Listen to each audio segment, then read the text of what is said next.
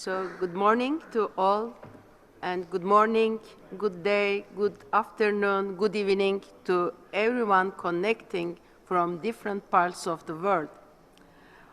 Welcome to the Global Conference on Sustainable Plant Production, Thematic Session 3, which is on protected cultivation systems.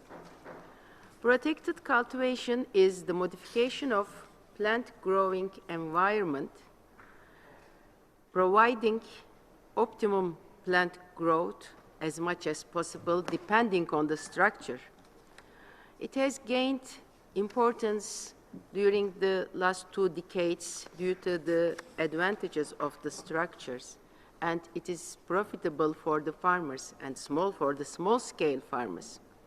In this session, we have 2 sub-sessions, and the first one, entitled Optimizing Production Efficiencies, we are going to focus on the efficiency of protected cultivation systems, sustainable practices at farmers' level, and how we can increase the efficiency of the systems. I am with my colleagues, Piotr Tonini, the co-chair of the thematic session, and Anna Maria, research director of climate change at CGRI, and Fenton Beat, the senior officer at the FAO, Plant Production and Protection Division, and Ivan Landers, agricultural officer at the Plant Production and Protection Division. And also the co-chair of the thematic session, Weiji, is already connected as online from China. So as the first speaker, I will deliver a presentation on improving resource use efficiency. I would like to share my screen.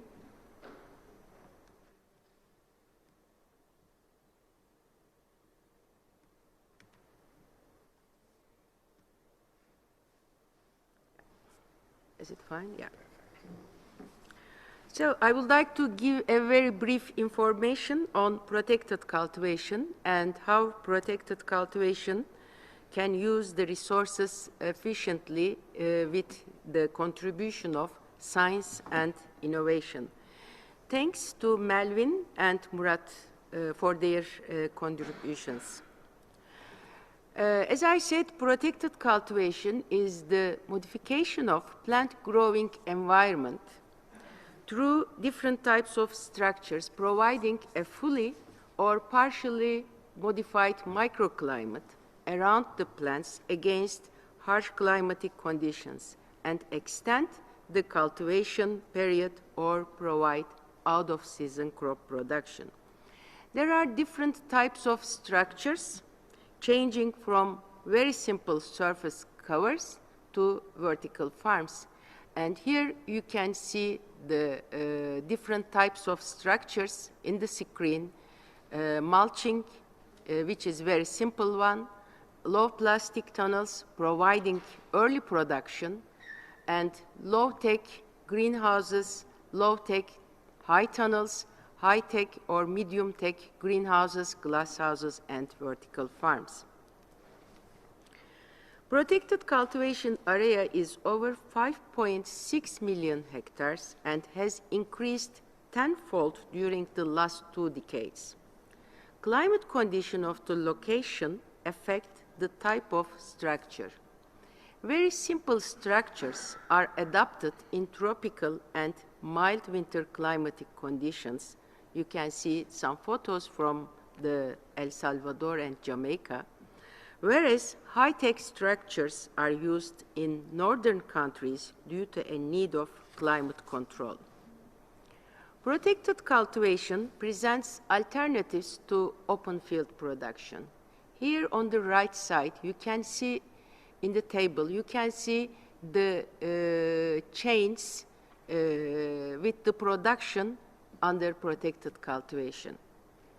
Based on the type of the structure, adapted protected cultivation systems have many advantages, such as increased yield and quality, year-round production, with low dependence to outdoor conditions, climate control partially or fully, resulting in higher revenue for the farmers. Greenhouses are not only protect the plants from adverse climatic conditions, but also reduce pest and disease incidence and pesticide use depending on the location, structure, and season.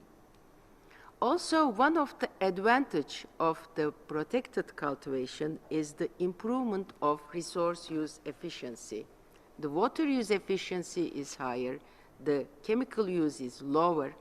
Although the energy use, the initial cost, the environmental impact, and the production costs are higher, the net income is higher in protected cultivation. Resource use efficiency is expressed as the ratio between the amount of produced biomass and supplied resource, maximizing the productivity with the minimum resource inputs, such as energy, water, CO2, fertilizers, pesticides, labor, contribute to the reduction of environmental impact and resource costs. Water is one of the main input used in agriculture and also in protected cultivation. And crop water requirement in protected cultivation is lower compared to open field cultivation, and water use efficiency is higher. Look at the figures taken from the Van Kutten et al. 2008. In open field production, 60 liters water is required to produce 1 kilogram tomato. It is 40 liters in a parallel greenhouse, and it is around 27 liters to produce 1 kilogram tomato, even it is parallel greenhouse with ventilated structure. And in the climate-controlled greenhouses, it is around 22 liters, and it is 15 liters only to produce 1 kilogram tomato in a climate-controlled greenhouse with the closed systems. So the closed systems not only provide the efficient use of water, also increase the nutrient use efficiency. In plant factories, plant water use efficiency is much higher. I would like to share the results of a study how we could improve the water use efficiency at the farmers' conditions. We worked at a village during 3 growing cycles and tested a sensor to develop a soil sensor supported irrigation system. The amount of irrigation water applied in the controlled treatment, which was based on the visual observation of the farmer, was much higher in the different crop productions. And the yields and the water use efficiencies were higher in the sensor supported irrigation program. And the calculated water saving ratio in sensor supported irrigation treatments when compared with the farmer practice were 46% in organic pepper, 19% in organic tomato, 16% in cucumber, 24% in French bean, and 13% in eggplant was higher. In greenhouses, adoption of sustainable technologies contributes to less pest and disease infestation and less use of pesticides. A few IPP tools, in that case, 2 IPP treatments, insect nets and double doors were used at the Near East and North African countries. And here you can see the number of the insecticide and fungicide sprayings in different sites in two countries, namely Morocco and Egypt. And you can see that the IPP practice reduced the number of the chemical sprayings in the protected cultivation systems. And also we look at the photos in Uzbekistan. And here the insect-proof nets and double doors improved the ventilation and also provided protection against the pests and provided sanitation and reduced the disease transmission. And if we compared the yield, you can see the difference at the bottom from the photos, and the increase was 230% was higher with zero use of pesticides in the IPP-treated greenhouse, which shows the efficient use of pesticides with the IPP treatments in protected cultivation. The climate conditions within the greenhouse can be improved by adopting sustainable techniques, practices. And here on the upper side, you can see the use of shading nets, improving the climate conditions in summer in Uzbekistan. Also, protected cultivation provides us the use of marginal lands. Greenhouse technology offers opportunities to grow high-value crops in areas with degradation or without access to soil, such as in mountainous areas using substrate culture or hydroponic systems. And here you can see some photos from the Honduras. Considering the impacts of climate change, increasing population and food security issues, protected cultivation can be a tool to increase the productivity, profitability, and efficient use of resources. Sustainable systems, technologies, and practices should be adopted and applied to reduce input use, mitigate climate change, and environmental impacts. Thank you very much for your attention.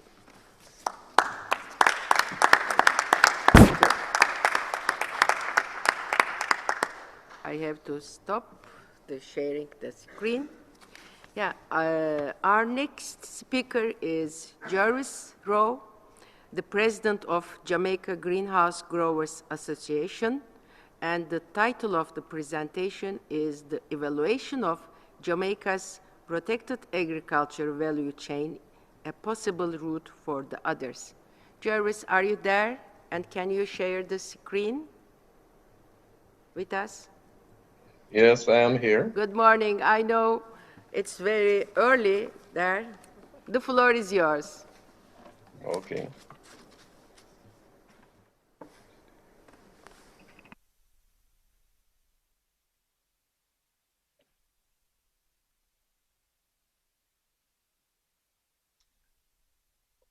Good morning, everyone. Are you hearing me?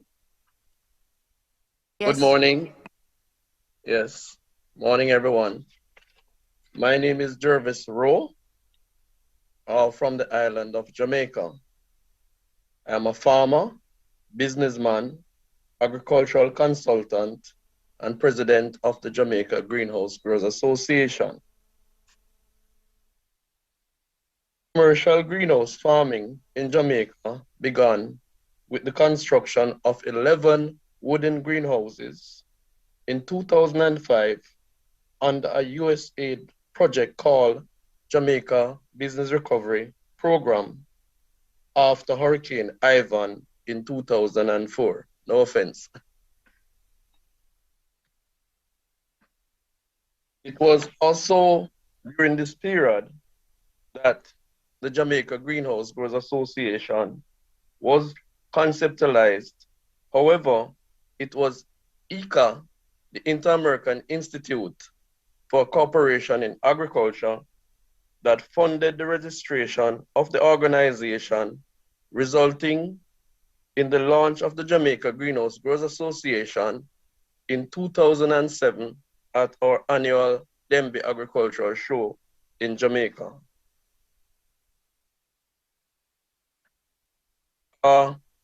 With the introduction of greenhouse farming came other challenges, such as access to good quality land and water, high cost of inputs, high temperature and humidity in greenhouses, and the risk related to storms and hurricanes. So we made a little ground, but we also lost a little ground to some of these challenges.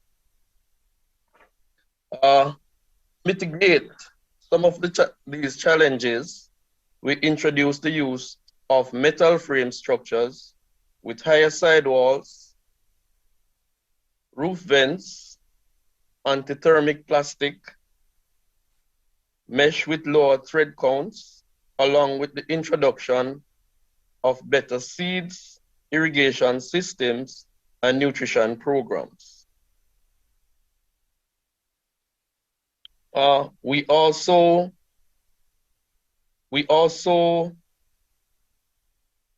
introduced several interventions, such as solar powered equipment, rainwater harvesting, climate monitoring systems, and hurricane mitigation systems. So it wasn't a very smooth road in the beginning. We were transitioning from open field farming, and we thought everything would have just run smoothly. That was not so. And we saw ourselves now have to be spending a little bit more time to understand the technology and to support it in a way that would make it viable for our businesses.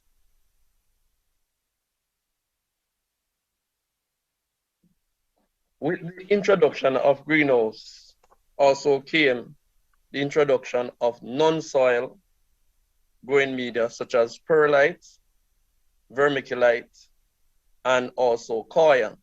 And that happened when we actually were growing in the soil and we were infected at some stage with nematodes and other soil pests that were there already.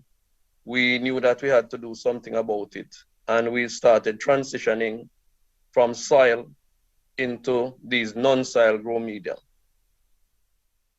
We also saw at that time a lot of persons moving towards hydroponics and aquaponics for the growing of the usual crops that they were growing, but they were now doing it much better.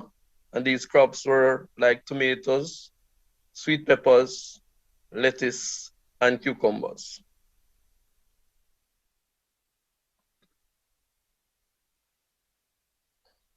So with the dramatic increase in production and the reduction in loss, crop loss, that created another problem. And that was a good problem in some ways, but we were producing so much and the market was not readily available to accept all of this. So in order to mitigate some of these challenges, we adopted a value chain approach where we brought together the different actors along the value chain, from the input suppliers all the way down to the consumers. So you can see input suppliers, you have your producers, post-harvest managers, processors, grading and packaging, distributors, marketers, and of course, we could not do without the consumers. During all this time, the Jamaica Greenhouse Growers Association continued its work in strengthening its farmers to meet the needs of the local markets, with eyes steadily focused at the same time on regional and international markets. To improve on our efficiency, the Jamaica Greenhouse Growers Association integrated their database with the National Agriculture Database. And as such, now we became more efficient as we were able to access information from the government in real time. And quite similarly, the government was able to access information from our database so that they could populate their database, allowing them to make better decisions, especially when it came on to granting importation permits for bringing in some of the products that we produce as farmers. So that was a good synergy between us and the government by the linking of the databases. Improve our efficiency. The Jamaica Greenhouse Growers Association focused on capacity building using several channels. So at any given time, we're out there establishing demonstration units. We were doing training, such as conferences, workshops, and seminars, open days. We even arranged to have study tours to other countries within our region, which were doing much better than we were, so that we could learn from them. And as such, we took a trip to the Dominican Republic. I think it was about in 2011. And from there, we actually learned a great deal.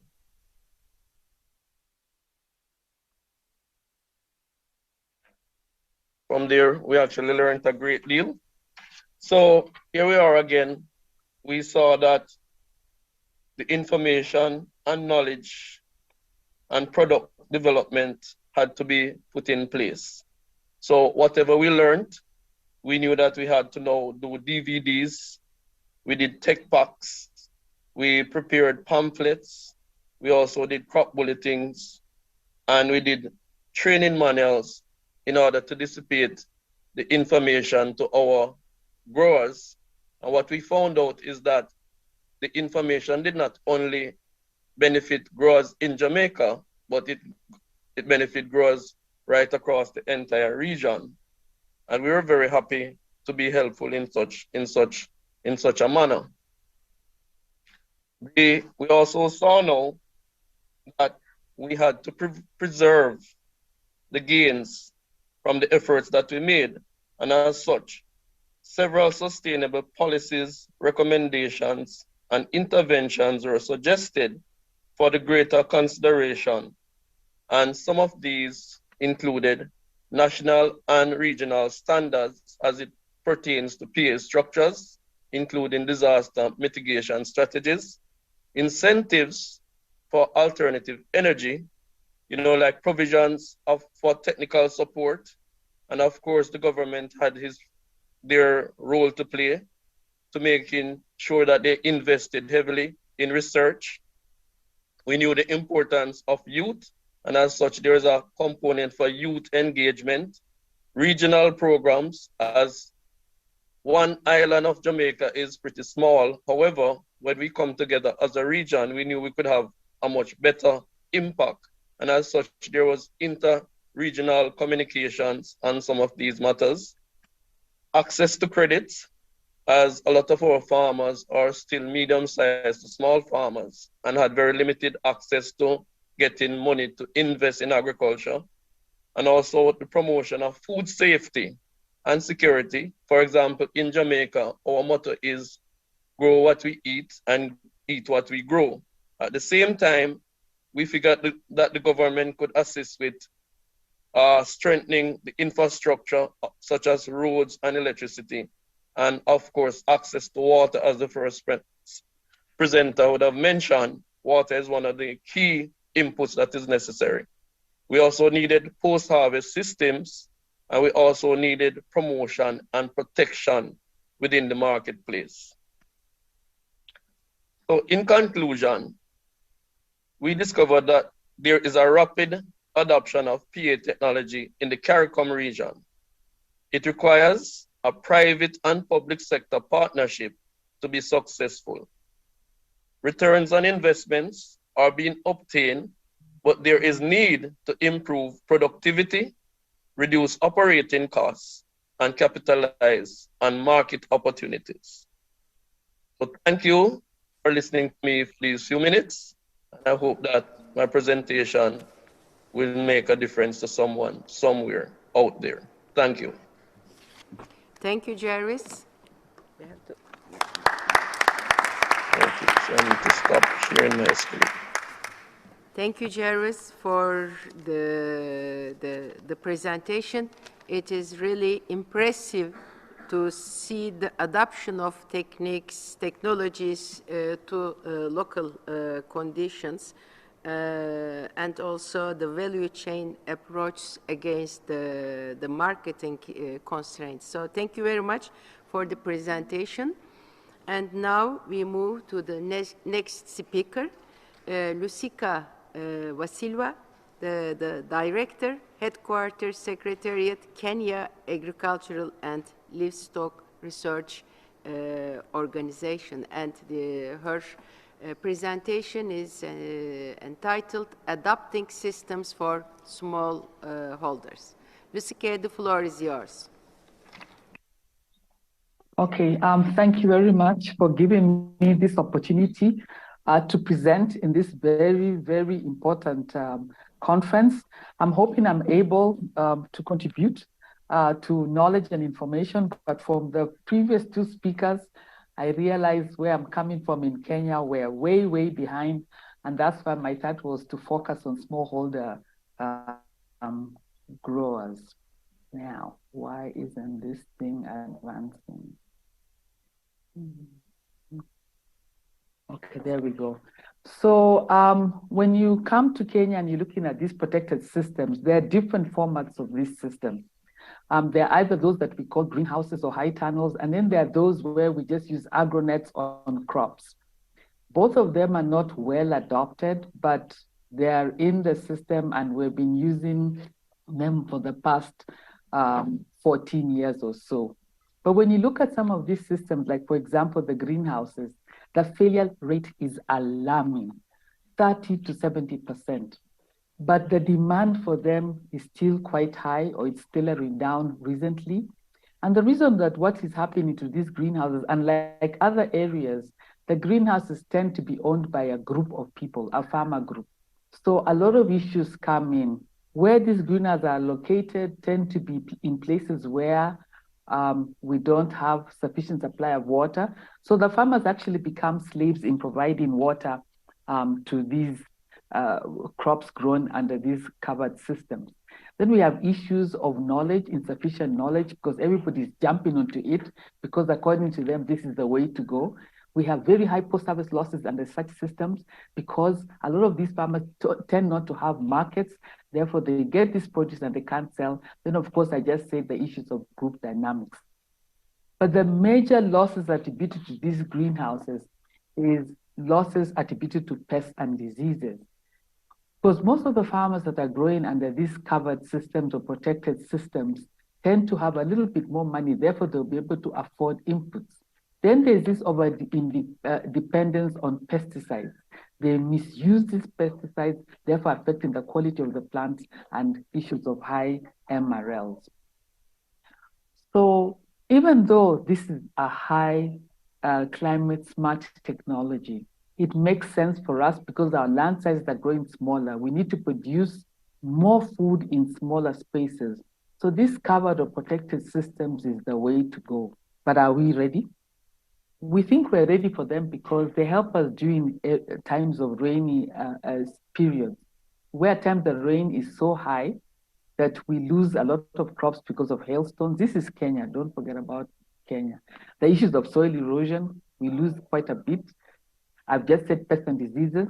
And the fact that for these covered systems, we have good temperature, therefore we're able to manage crops a little bit better. In the dry period, they allow us to have the soil wet for a longer time, therefore less irrigation, and therefore making themselves very climate smart. So why do we have to manage pests? What's so important about managing pests? If we don't manage these pests, this is the pest meaning both pests, insect pests, and diseases, then we'll lose up to 30 to 100%. So this system now no longer makes sense. So when the farmers are using these pesticides, I just say they misuse them. They also impact negatively on pollinators or safe pests.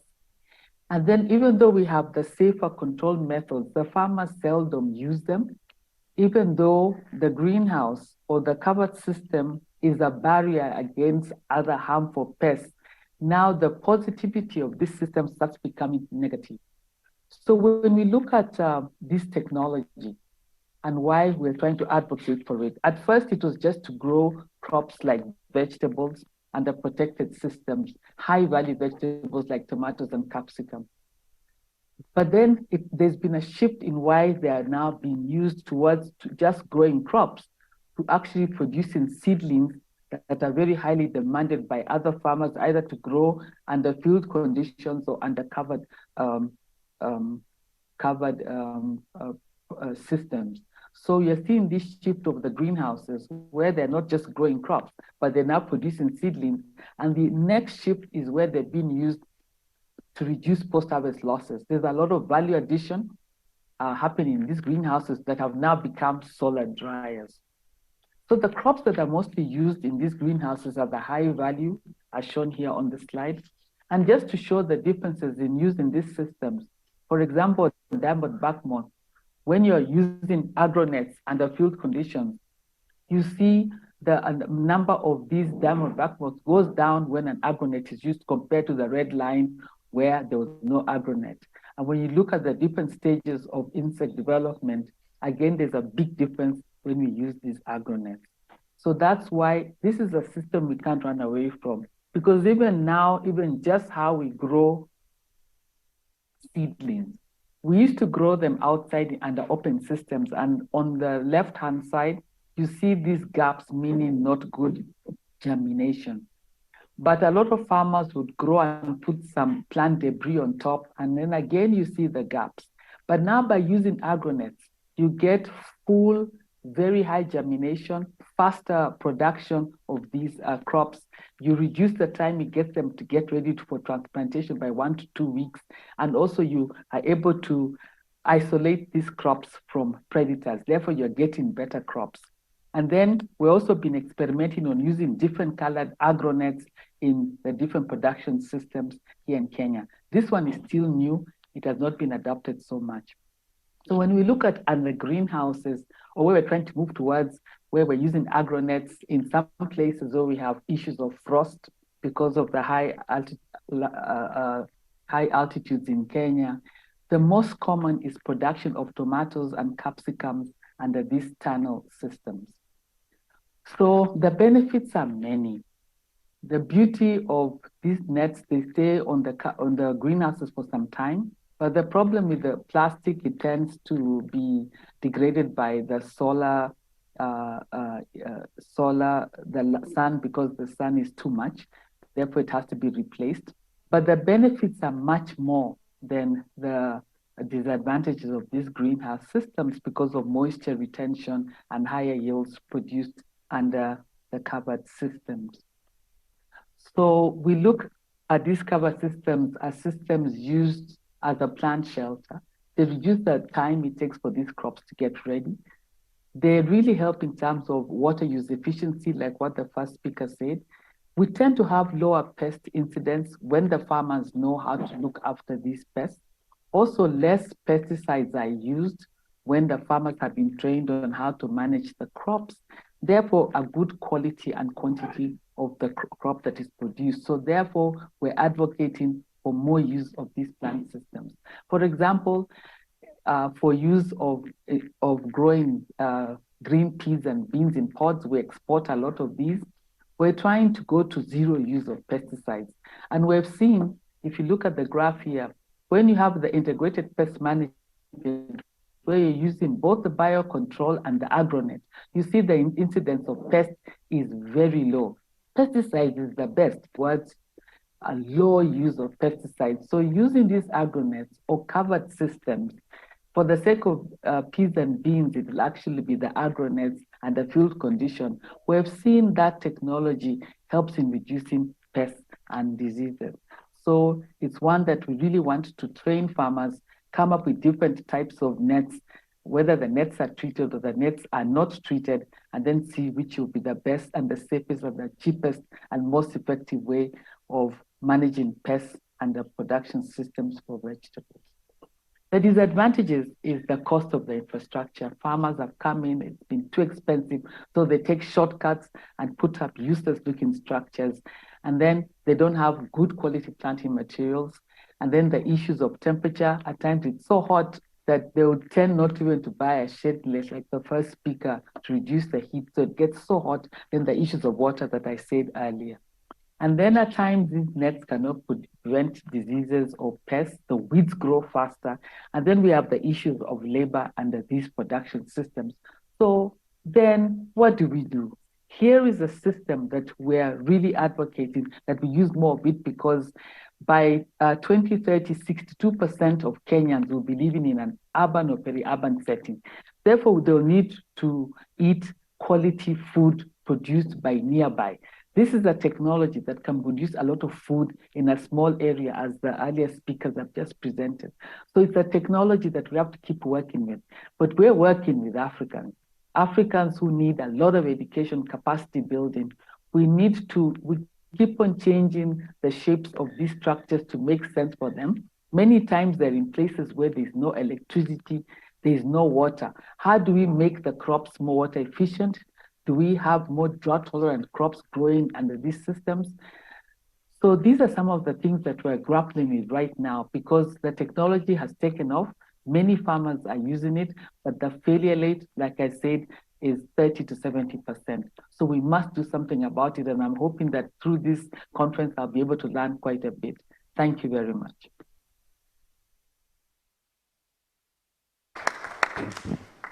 Thank you, Lusike. It was a very nice presentation, and you showed the failure of the production when we misuse the pesticides, and the failure rate was quite high.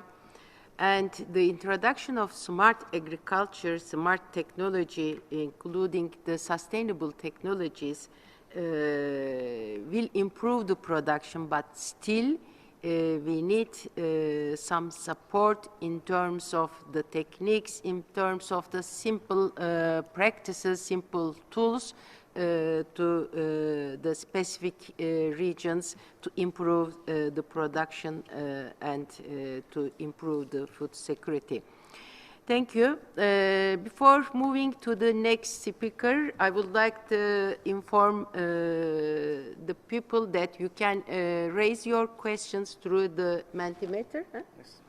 And also you can find the bios of the presenters at in the chat box.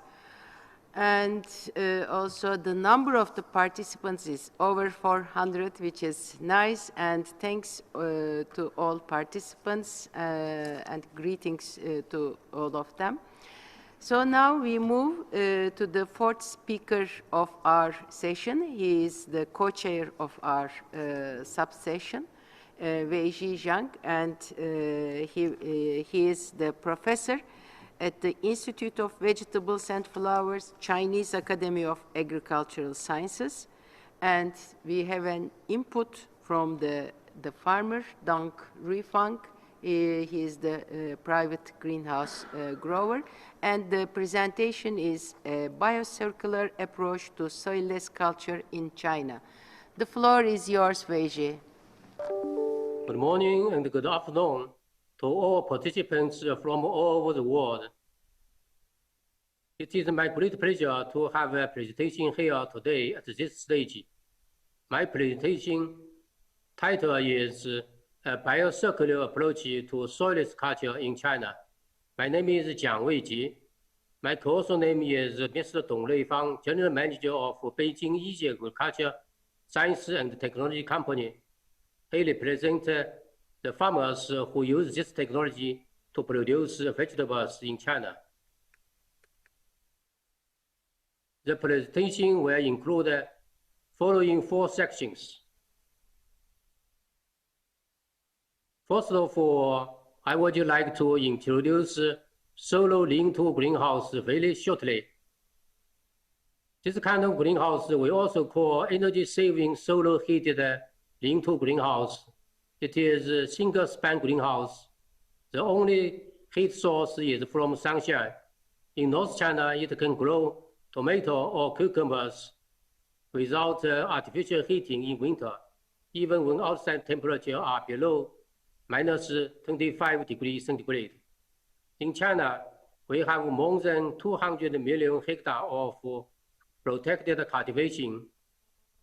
The most problem of protected cultivation is soil sickness, where soilless cultivation is the best way to solve the soil sickness in greenhouse.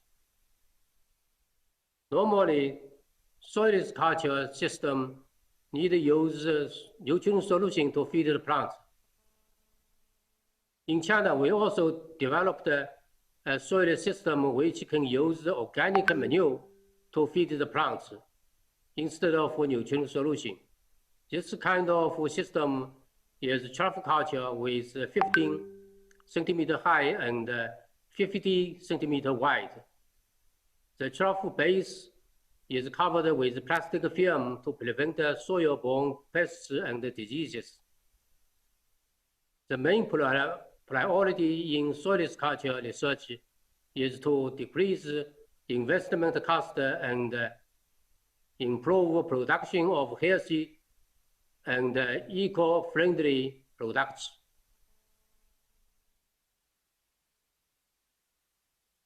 Advantages. This eco-organic type of soilless culture,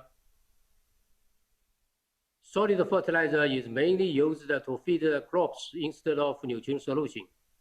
Fertilization is divided into base fertilizer and top generation fertilizer. Organic fertilizer accounts for 80% to 100% of total fertilizer. Decreased fertilizer costs up to 60% of compared with the nutrient solution.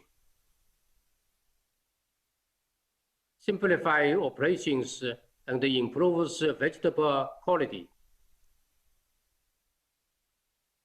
Effect of base fertilizer rate on tomato yield. This table shows that in treatment 17 kilograms of base fertilizer per cubic meter of substrate get the highest yield. Fertilizer is composted chicken manure mixture. Effect of top generation fertilizer rate on tomato yield. In this table shows that the treatment of 32 kilograms of top generation fertilizer per cubic meter of substrate get the highest yield. About the substrate, in this system, we use lots of agricultural byproducts as substrate, such as sunflower straw, maize straw, coir, rice husk, mushroom waste, replacing peat or rockwool. It gets greater profitability and environmental protection. And the cost reduced over 70% compared to peat or rockwool. This is spent mushroom substrate, cassava residues, coconut peat, different crop straws, corn cob, cotton seed residues, sugarcane residues, rice husk, peanut husk. All these materials with high carbon-nitrogen ratio must be composted before cultivation crops. This table shows that all this agricultural waste as substrate can last at least 3 years without yield decreasing as compared to peat moss substrate.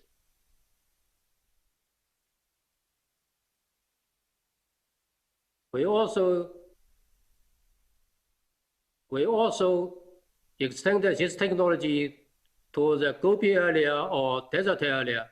This slide shows in Gobi area, we use trough culture to produce tomatoes. This system introduced the concept of organic agriculture in soilless culture, accounts for over 75% of total area of soilless culture, promoted the development of soilless culture in China. We also pay much attention and made a great effort to develop cost-effective soil systems for growers. The following is Mr. Dong Leifang's story. He will talk about how he used this system to produce vegetables in different parts of China. Hello everyone, I am Dong Leifang. I have been devoted to grow vegetables by using this technology for around 10 years. From 2017, I set up one farm in Hetian City, Xinjiang province. In Hetian City, there's full of desert, almost no soil and almost no water. And local people, they demand huge quantity of vegetables, but the local supply cannot satisfy. That's the reason I set up one farm in Hetian City to produce almost all kinds of vegetables by using this technology. And I use very, very little water. My process is digging a long trough with 40 centimeter depth, 50 centimeter width, and 8 meter length. Then we lay used greenhouse plastic film at the bottom, pierce some holes in the plastic film for drainage and prevent underground sealing alkali into the artificial soil. The artificial soil is made from mixed natural materials. I try to find anything available locally, such as fermented organic fertilizer around 20%, clean river sand or desert sand around 50%, which you can find anywhere in the desert area. I also add low EC compressed coconut peat around 20% in artificial soil, because the degradation period of coconut peat is much longer than organic fertilizer, so the stability of artificial soil can be better. There are many beneficial microorganisms already in fermented organic fertilizer, but I prefer to add some more effective microorganisms at the beginning of the culture, and add 5 to 10% more fermented organic fertilizer at the next year to complement the consumption of previous year.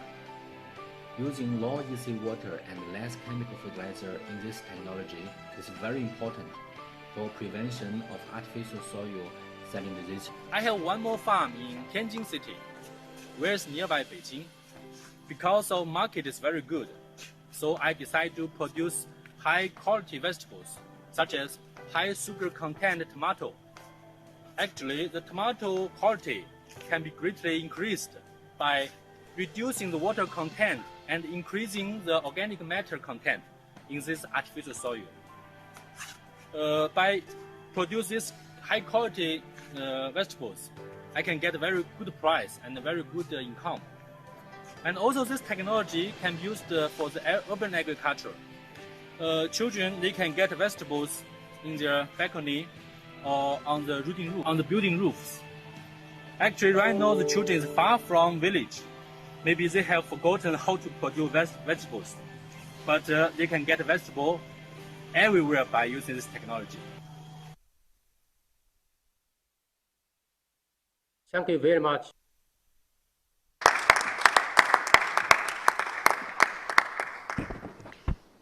Thank you, Wei and Dong. It was really impressive to see the organic soilless culture, and it was really impressive to have the high yield in tomato production, and to see the enthusiasm of the people for the production of the vegetables next to the big cities. Now we move to the last speaker of this session. He is Professor Leo Marcelis from the Horticulture and Product Physiology Department, Wageningen University. And the presentation is entitled Increasing System Resilience. Leo, the floor is yours. Thank you very much, Yüksel. I'll share my screen. Can you confirm that you hear me? Yes, perfect. Okay, great. And now you should see my screen as well. You see my screen, Yüksel? Yes, we see it. Okay, good. Well, Thank you very much, and I'm very happy that I can give a presentation here. I will focus on different greenhouse production systems and evaluating their sustainability. And this was a research which was conducted by one of our PhD candidates, Jan van Zo. What we looked at is high-tech greenhouses, and with high-tech greenhouses in this study we refer to the type of greenhouse systems that we have in the Netherlands at present. So then we are also growing the crop in glass houses, and in a soilless cultivation system.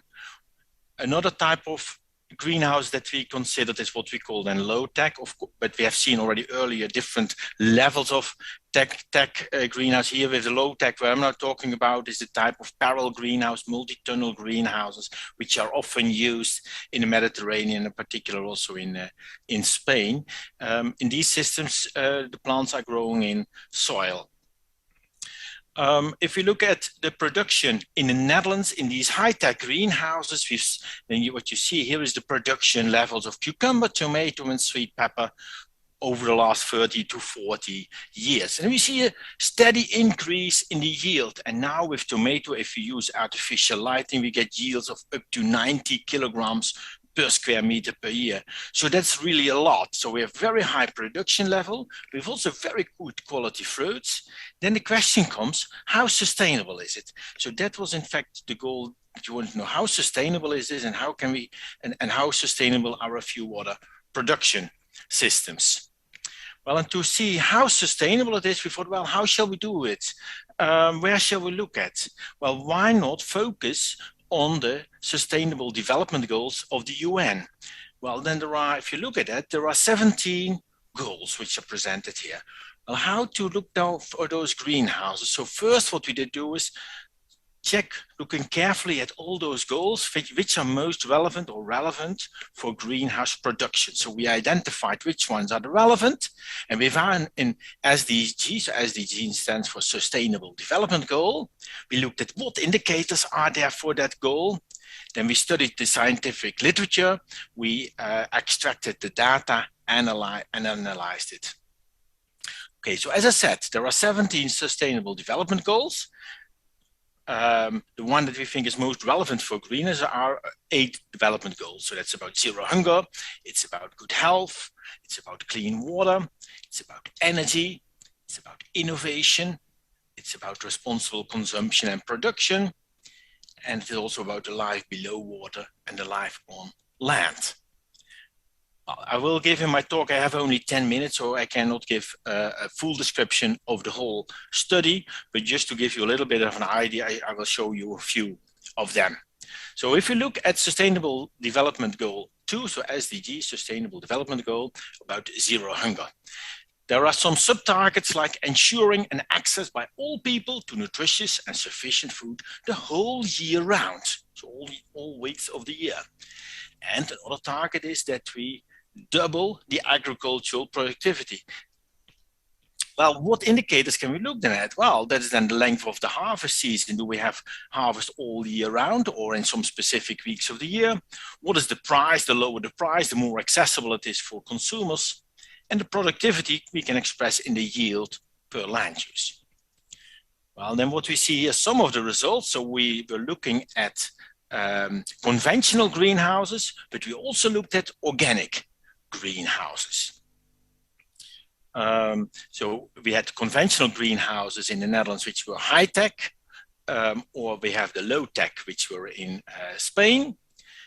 Then we have the organic greenhouse, the high-tech organic greenhouse. Please note that if in Europe organic, then it needs to be in soil. So soil is not considered organic in the EU. So this is a soil-based cultivation.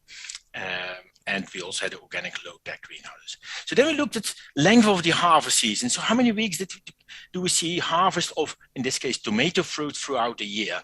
Well, then we see in particular in the high-tech greenhouses, 40 to 48 weeks of the year there is production.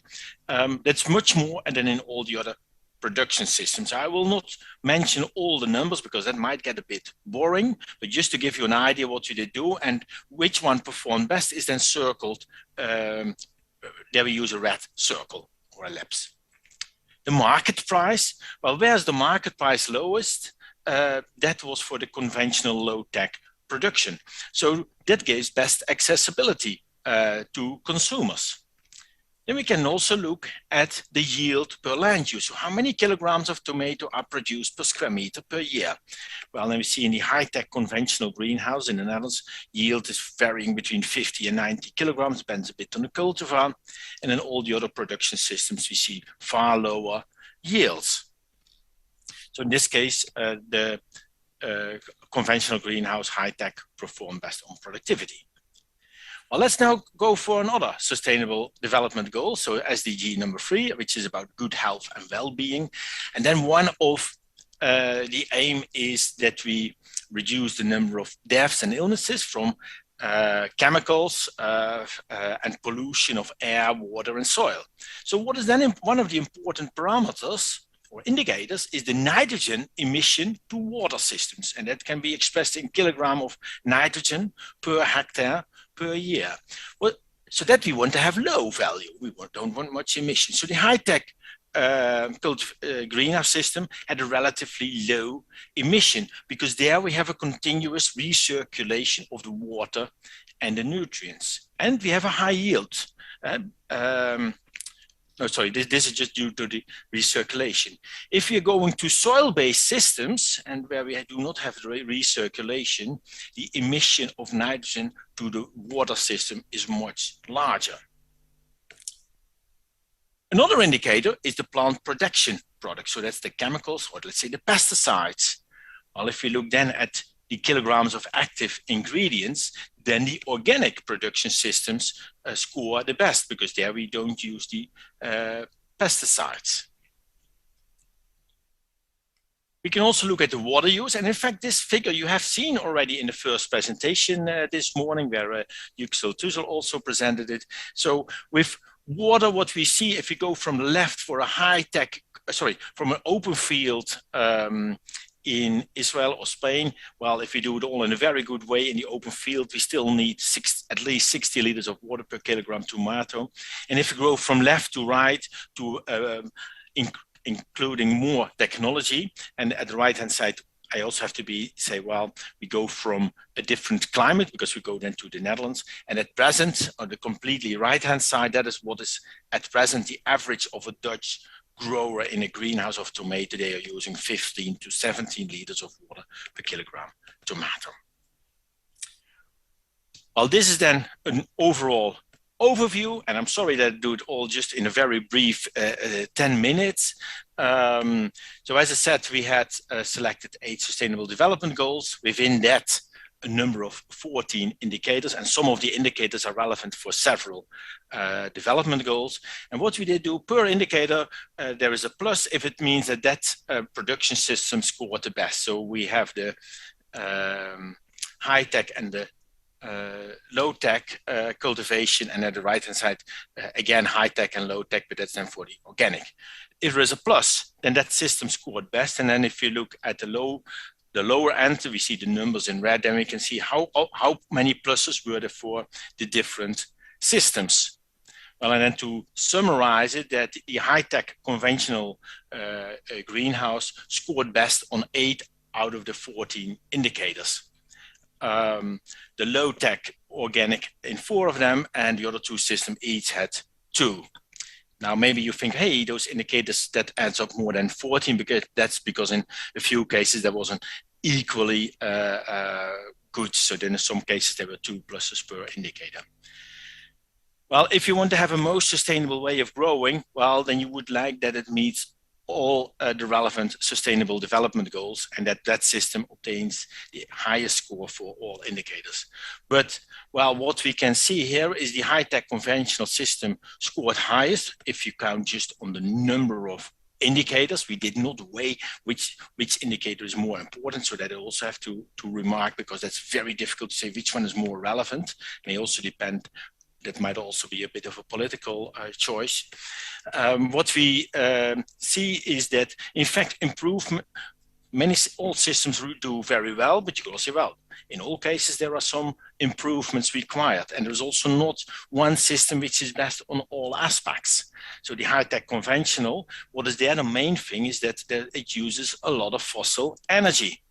And that needs to be reduced, and that gets even more, or it has become even more actual now with the extremely high energy prices. I would say technically it's possible, but it also depends on regulation. It depends on economic feasibility.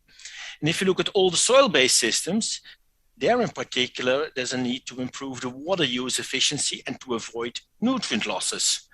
But it's also not always that technically easy. And then I would like to thank you for your attention.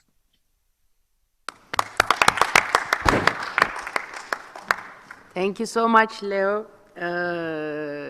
You showed in your presentation that the protected cultivation contributes to the 8 CDGs of 17. And it was really interesting to see the high-tech cultivation performs better in terms of most of the indicators, and you showed the difficulties. Thank you very much for the presentation. And now I think it's time to move to the questions. Then we can start the one to Leo. Do you hear me, Leo? Sure. Yeah. What research is needed to improve local innovation, efficiency, and resilience of protected crop production systems for small-scale farmers in different countries of the world? Oh, that's a very good question, but it's also a very broad question. I know. Because there is not just one answer, but what I think is very important is indeed that we look always at not only the technical system, because the technique needs to be fit with also all the socio-economic environment. So I think this is really a question, let's say, per region, per society, what is most important. And what I really think is that what is important is that researchers from different groups and together with growers, but also of all other stakeholders, that they look together what is needed and work together on that. So that is, I think, very important. But I find it, let's say it is a very broad question. So that's why I find it a bit difficult to make very concrete, because then I think we need to look at the different systems. But for smallholder farms, I would say there is already a lot is known in general. And I think what we should look in particular in what is known, but then not just copy from other countries or from other systems, but then see what is applicable in those farming systems. Thank you, Leo. And we have one question to Jervis. What has been the impact in Jamaica of protected cultivation? Increases in production and reduction in imports? And from your experience of sharing across the Caribbean region, how can we build capacities of small-scale farmers across the world? Yes, in Jamaica and certainly across the region, as persons have been learning from our experiences in Jamaica, we have seen significant increase in productivity. We have seen significant reduction in our food import bills.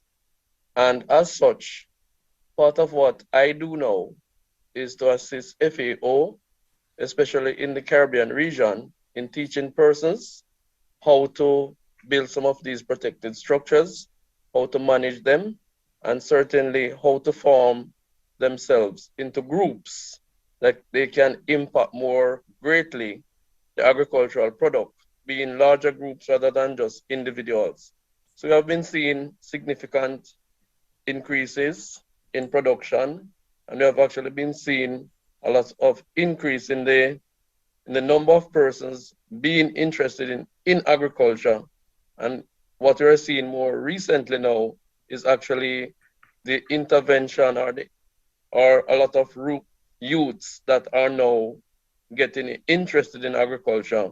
because of certain new technologies such as hydroponics and aquaponics, which can now give us, much better yields using far less land and in most cases, far less inputs.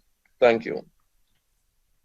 Thank you, Jarvis. I think this is really important to include the youth in the agricultural production and to encourage them to join with the different types of agricultural systems. And protected cultivation is one of the profitable ones.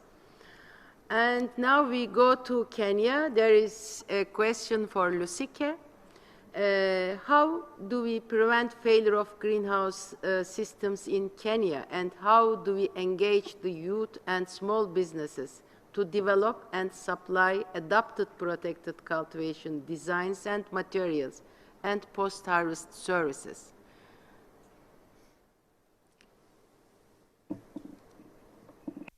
Thank you. That is a fantastic, fully loaded question.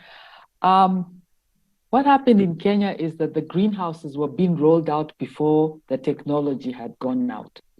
So all farmers were learning about them through gossip or hearsay. And then they all jumped because of how much somebody was making. So the technology was not ready in Kenya.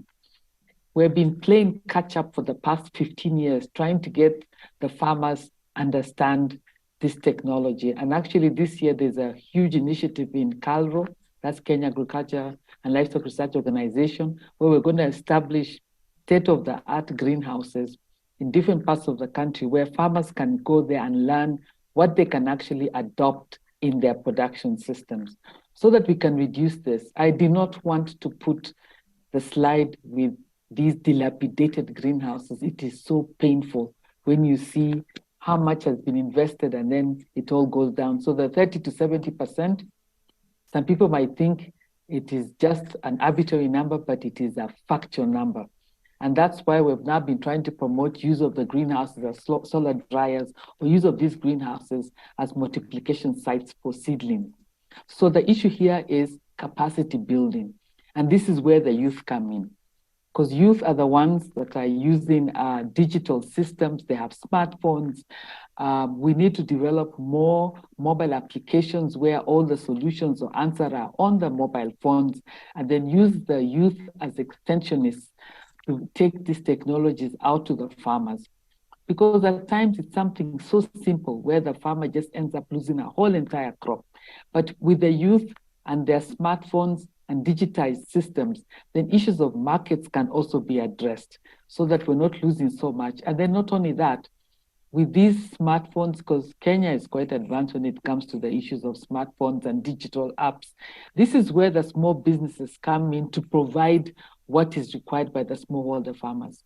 Sometimes smallholder farmers cannot just get the piping required to be able to manage these greenhouses. At times they wonder, where do I get the plastic covers? I need to replace what is there. They don't know where to go because it might have been a project that took the greenhouse there.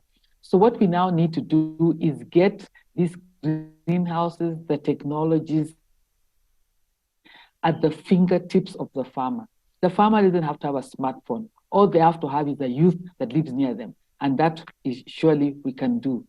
So these are some of the things that we're proposing. We're advocating for KALRO. We have a number of applications that are in Google Play Store.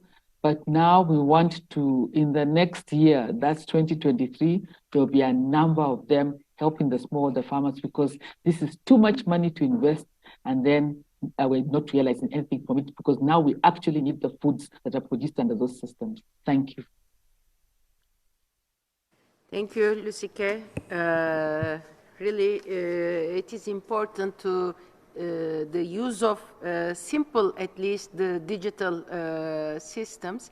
According to my experience in the past, what was the farmers were doing? Just they were applying the pesticides according to the neighborhood. But now the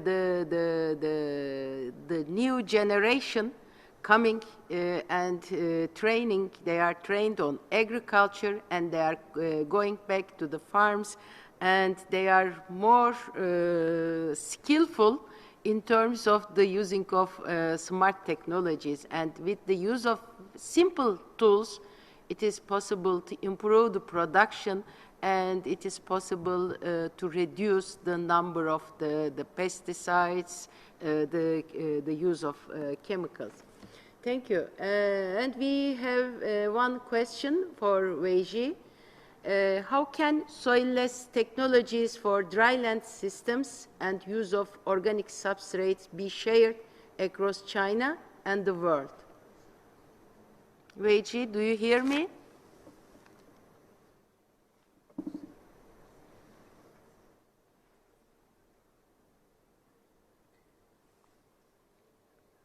Do you hear me, Weiji?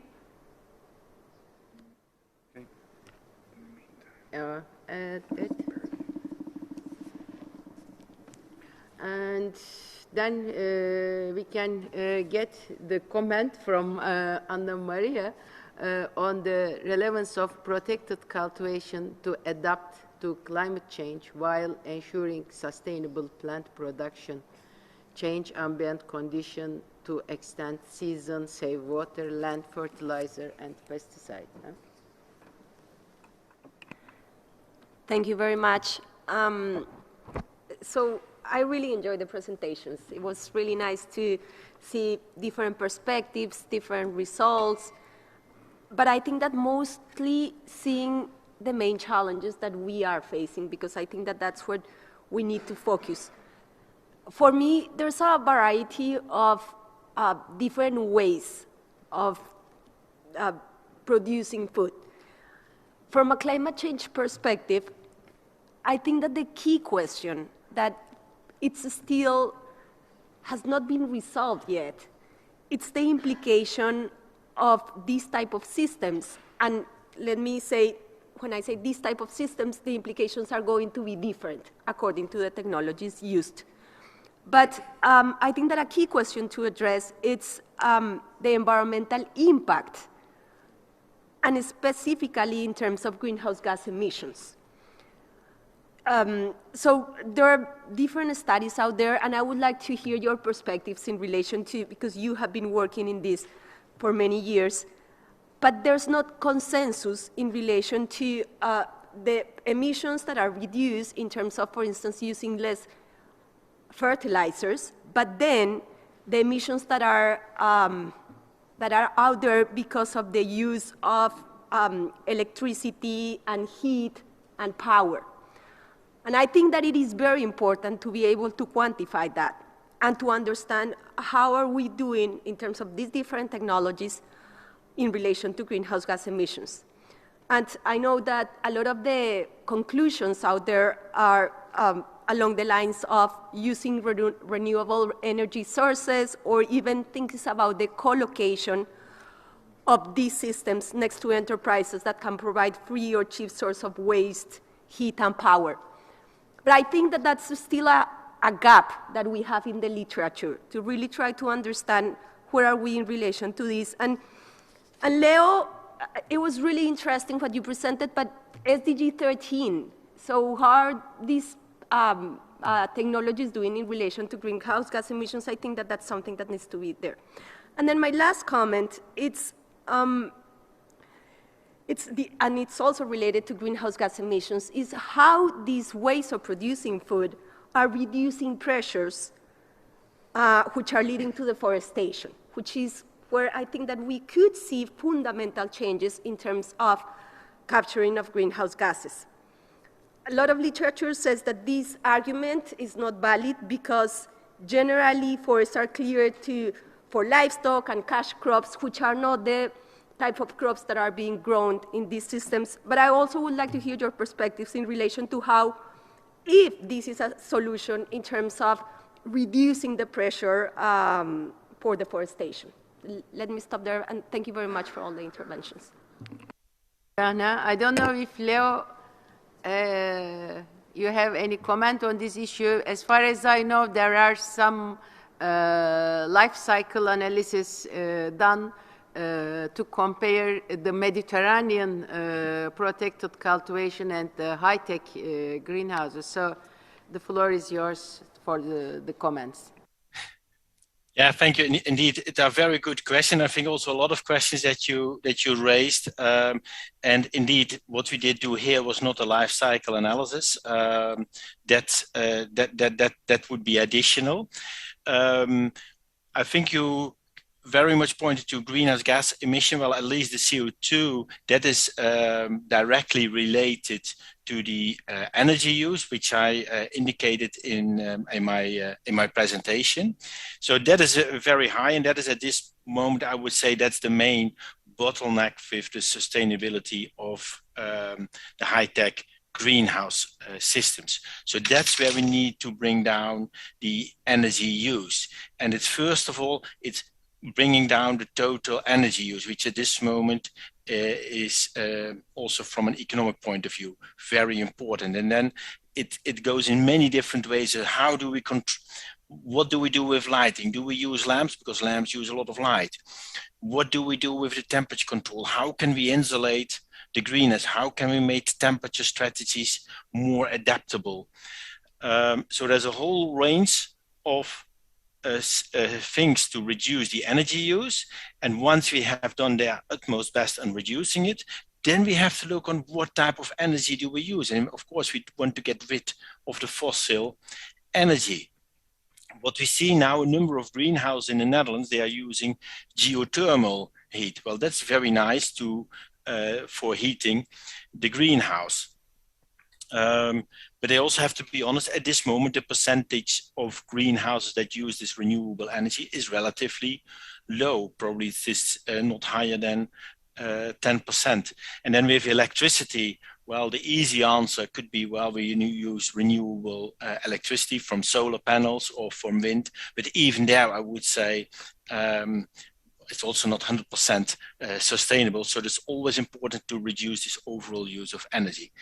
I think energy, that was one of the components of your question, because I think there were many more components, and I like that in the end we need to look at all the sustainability criteria. I think you also asked about how to deal with climate change, isn't it? So how to adapt to it. And then if that was also part of the question, I would say, well, in a greenhouse, due to climate change, we will get much more variability in the climate. We will get more extremes. The greenhouse will help us to control, to some extent, the climate around the plant. So that we can be better manage to grow plants under more extreme climates. And I think also the water issue is a very important one. Availability of high quality water is scarce and will get probably more scarce. In my slide, and also the slide that Yüksel showed, there can be huge differences in the water use. Agriculture uses a lot of water, but protected horticulture allows or gives the opportunity to reduce that substantially. I'm not sure if I can use more time to answer on the question, because I think there were many very interesting components in the question. I hope it addressed a few of them. Thank you so much, Leo. Thank you. There are few ones more. One is to Weijie about the solar heated greenhouse. They are also functional during the summer months, but I'm not sure he's on the line. Then we move to general questions. One is about the global concern about the plastics used in agriculture. And the question is if there are sustainable alternatives. Just I would put a comment on this issue regarding the mulching material. There are biodegradable materials that could be used as the mulching, and for the plastic greenhouses or tunnels or low plastic tunnels, yeah, the plastic waste is in huge amounts, but they could be collected at the sites and recycled and this could be contribute to the environment. And I remember I had seen once in Almeria in the greenhouse region, just a recycling facility next to the greenhouses, and the farmers were bringing their wastes of the cans, pest packs, and the plastic materials for the recycling. I think we need this kind of technologies to improve. I don't know if any other would like to have to do any comment on these plastics. No? And then there is one more general question on how can technologies be adapted to local contexts across the world, and how can cost benefits be measured, role of extension, government, private sector, youth, digitalization. Just I would like to add on this issue that, we need research, as Leo said, from different groups, cooperation with the farmers, with the stakeholders, with the governments, but sometimes we need, how do you say, tailor-made solutions for the local growers, because the habits of the growers are different in Kenya, in Jamaica, in the Netherlands, or in Turkey. So we should find solutions. And I think the cooperation of the institutions, cooperation with the private sector, cooperation with the researchers and the farmers groups are important.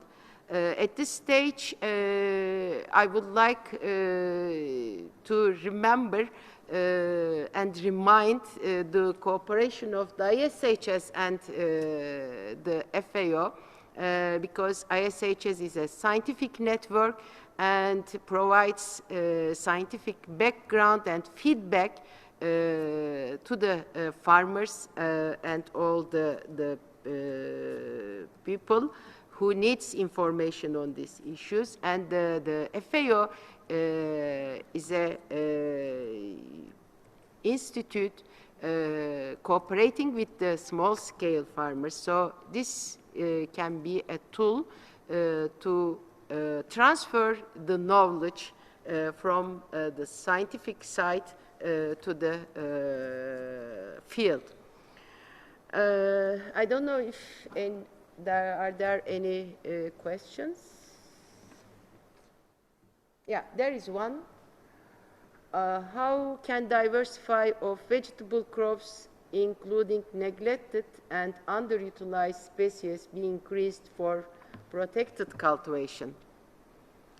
I don't know if you have any comments. Just I would like to share my experience. I think in the recent years, there is an increasing interest to the diversification of the crops in the market. And I think the production of the herbs is increasing. Different types of vegetables, especially having a local interest, is increasing. I think the COVID-19 also affected the type of the production, type of the consumption, and so the local consumption is increasing, and the local crops are gaining more importance. So the researchers also have interest for the production of the neglected crops. I don't know if you have any other comments from the speakers on those questions. So if not, yes, I can yes. Add to yes, the comment please. On what you've just said. I know these greenhouses were being used to grow very high value vegetables, but now, as a rotational crop, we're now moving to other crops that are not very high value, but They're very nutritious. For example, the underutilized vegetables or African indigenous vegetables that are now being grown as rotational crops, or even crops like onions that are being grown in these covered systems as we try to break the cycle of some of the pests when they become very disturbing. So now we're getting more unique crops grown here. Like as you said, COVID in Kenya triggered a very high demand for ginger. And now you're getting ginger being produced under these covered systems because ginger has now moved from a non-essential crop to one that is very highly essential and very highly demanded in a drink we call dawa. Dawa meaning medicine. So you're now seeing diversification of use of these greenhouses. So many of them that had been abandoned are now coming back to life, but to grow crops that were completely atypical produced under these covered systems. Thank you. Thank you, Lusike. Also, there is one more related to how do you see farmers' interest towards protected agriculture? What are their drivers, and what do we overcome the constraints?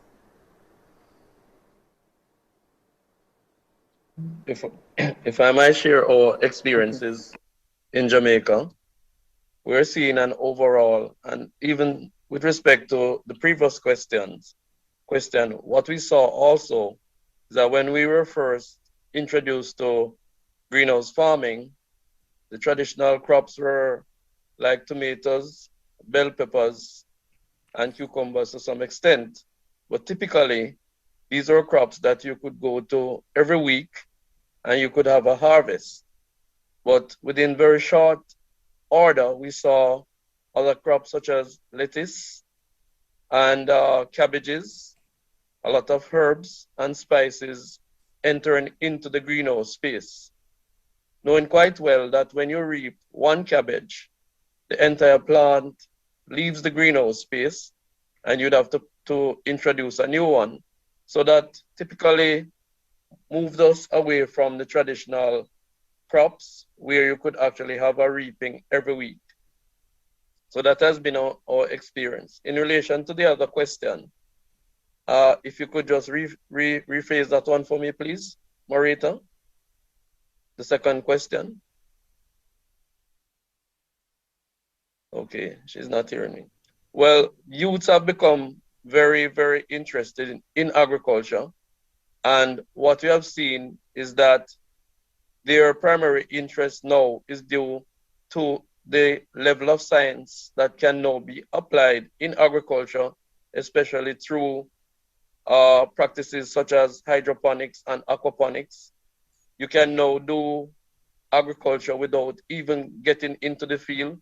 We have a whole lot of youths who are interested in urban agriculture, in containerized agriculture, vertical growing systems. And as such, they have found a space where they don't necessarily have to be out there in the sun and facing the elements of heat, etc. And that have made them a little bit more comfortable in approaching certain aspects of agriculture. But the bottom line has always been, if the thing that is being done is not providing good return on investment, it will not attract youth or even older persons. Because we always have to remember now that agriculture is a science as well as it is a business.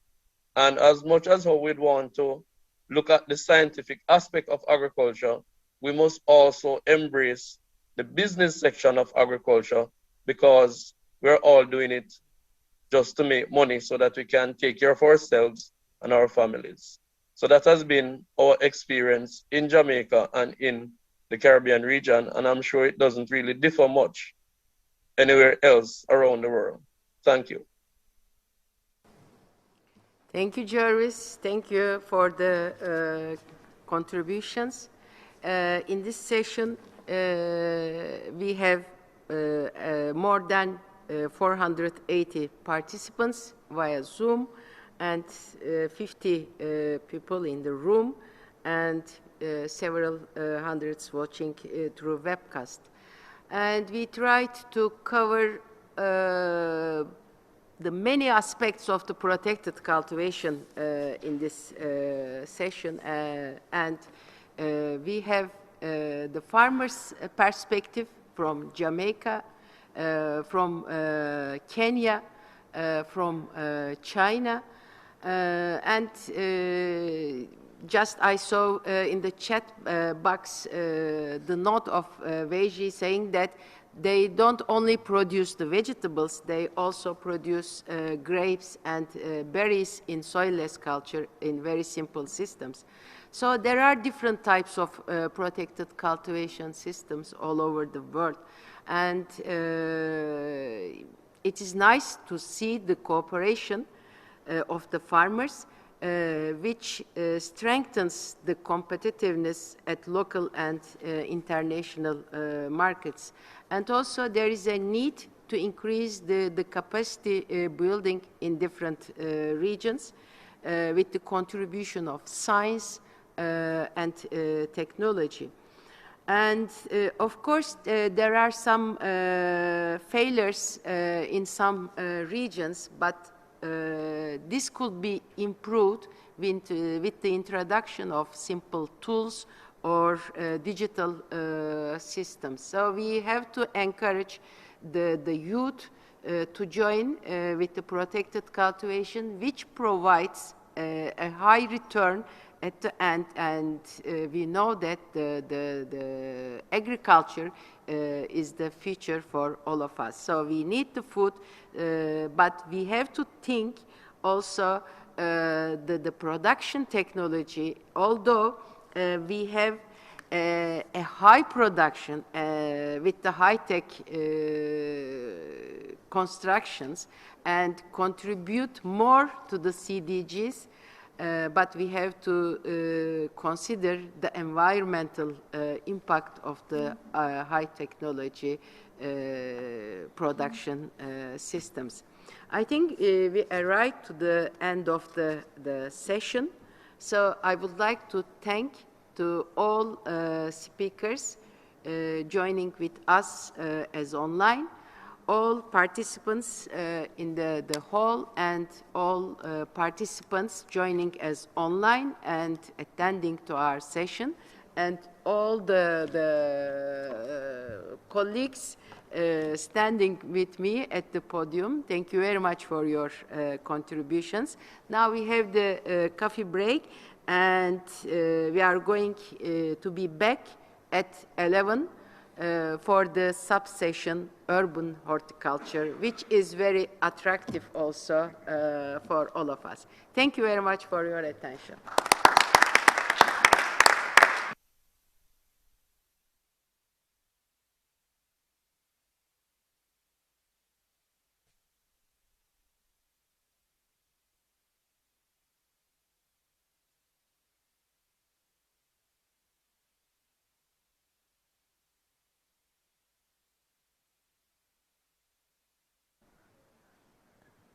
There is coffee break at the atrium downstairs. Thank you.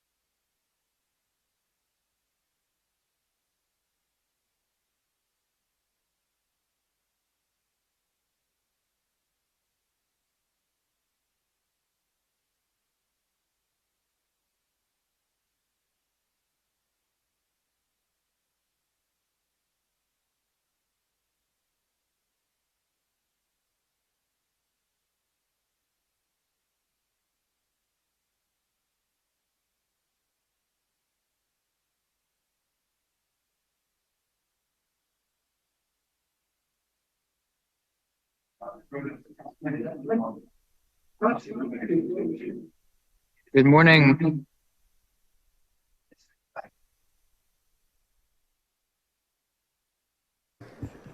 Muhammad, are you there? Muhammad Tahir Akram? If you can put your camera on for a minute, we'll just do a quick sound and video check.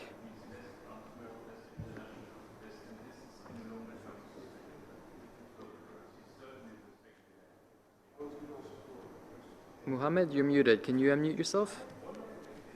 Yes, I am present. Can you hear me?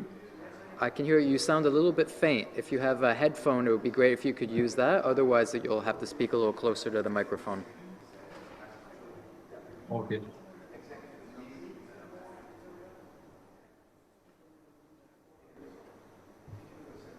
Is it fine now? Hello, Mohammed?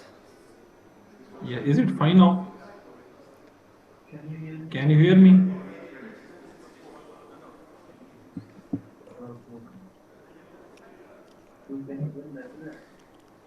You're still sounding faint. I'm not sure if your speaker is connected.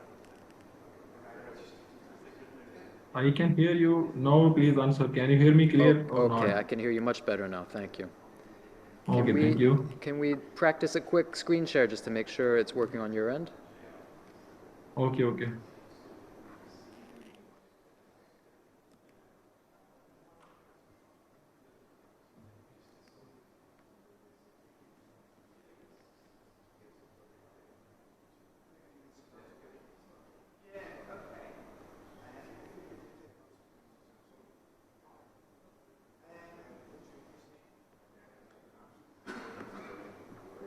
That's great. Can Okay, you thank see you my very much, slide? Muhammad. We can hear you and we can see your screen. You can stop sharing now, but you will be our first presenter.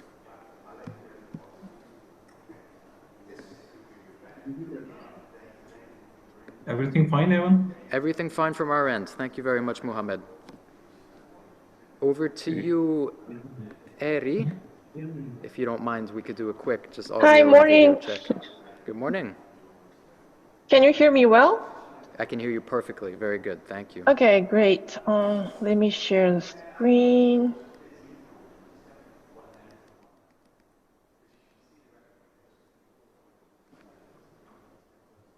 Okay. Is it okay? We're not seeing your screen yet. No?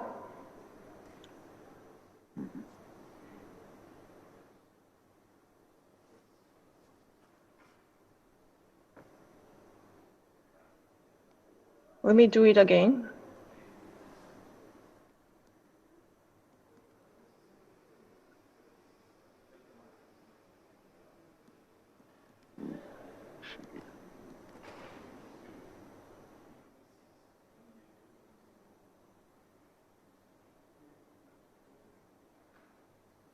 Can you see now? Perfect. Thank you very much, Eri. Okay, great. You can stop sharing Okay. now, and we'll move over to Red One. Red One, I see you're connected. Yes, I am connected. Can you hear me? Okay, we can hear you well. If you wouldn't mind practicing a screen share. Yeah, I'm trying.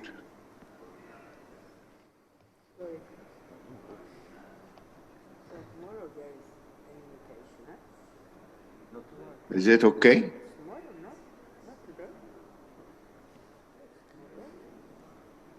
can Do you see anything? We can see your screen. Just remember to go into the full screen presentation mode. Like this? Perfectly. Okay, thank you very much, Redwan. And that's all for now. Our last two presentations today will be recorded videos. Great. Well, thank you all for joining, and we'll start shortly. We'll start with a brief introduction, and then we'll hand over to Muhammad for the first presentation in 5 minutes. Thank you all.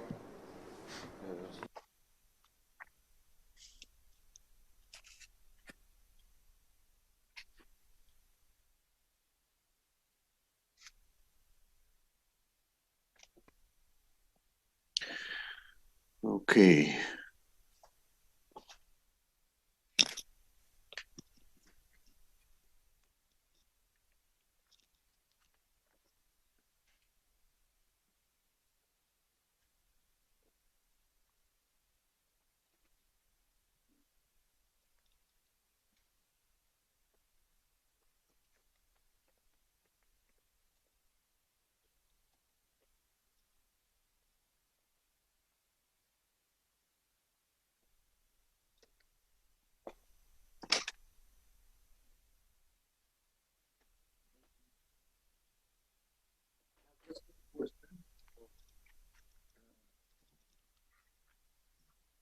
I mean, in terms of education, your experience in education, do you have any? Yes. Yeah. Yes.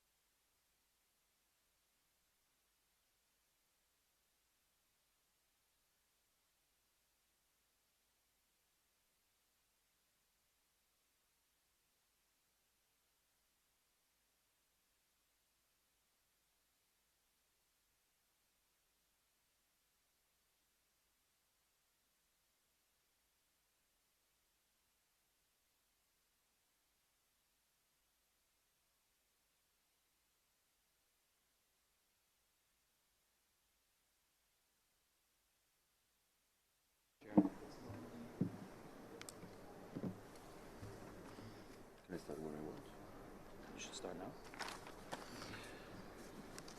Okay. Welcome back again to the Global Conference on Sustainable Plant Production. We are in the thematic session of protected cultivation system. I'm Pietro Tonini. I will be the chair of the session 3.2, the Transforming Urban Horticulture. There will be the co-chair that is online, Wei Jin Jiang, Professor, Institute of Vegetable and Flowers in the Chinese Academy of Agriculture Science. Then there will be in the podium with me also Phantom Ben, Agriculture Officer in the Plant Production and Protection Division, and also Ivan Landers from the same division, and the Ana Maria Lobo Guerrero, from the Research Director of Climate Action in CGR, and Tuxel from the Department of Horticulture in the Ege University in Turkey, and former President of ESIHS. So this subsection will be related to the Transforming Urban Horticulture. It's a very, I'm going to say, interesting topic from my point of view, as I'm a researcher in the Institute of Science and Technology in the University of Barcelona. We're working on integrated rooftop agriculture, and specifically how can we deal with the circularity of urban agriculture in the cities. It's an important sector. It's an important topic as we are speaking about cities. In the cities, there are the majority of the inhabitants, and where there are also the majority of resource use. Specifically, the energy, 70% of the energy is used in the city, and also 30% of the water is used in the city. So we have to think about when we would like to implement urban horticulture, how can we dealing with the use of this resource without not creating a negative impact in the system. So we are going to travel around the world with different speakers, and without taking much time, I would like to introduce the first speaker that will be presenting online. It's Muhammad Tahir Akram, Assistant Professor, Department of Horticulture from the Pumas Arid Agriculture University in Pakistan. Muhammad, when you want, the floor is yours. Thank you for inviting me. Are you getting my slide now, please? Can you, yeah, we can hear you and see your slides. Okay. Good afternoon to everybody. Actually, Dr. Mumtaz Khan was the main presenter, and due to his illness, he cannot continue. So he referred me for this presentation. I'm grateful to him and the organizer of this conference for providing me this opportunity. Let's move to the topic, that is protect.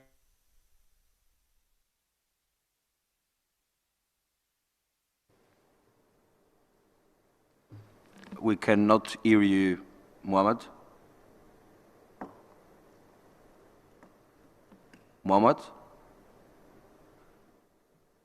Are you connected?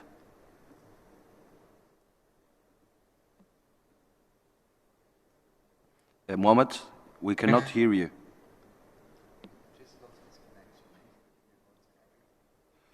Okay. So, okay, we are going to step up to the... Okay, we have some technical issue, but we are going to solve it. Mohammed, are you connected again?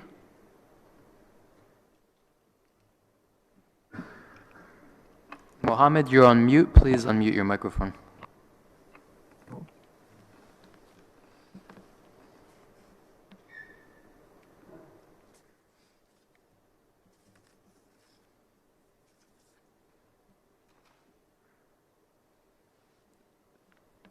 Okay, now we are going to solve the problem, and We'll start again the presentation of Muhammad Tahir Akram from the Agriculture University in Pakistan. Yeah, we can hear you. Can you share the screen again? Okay, thank you.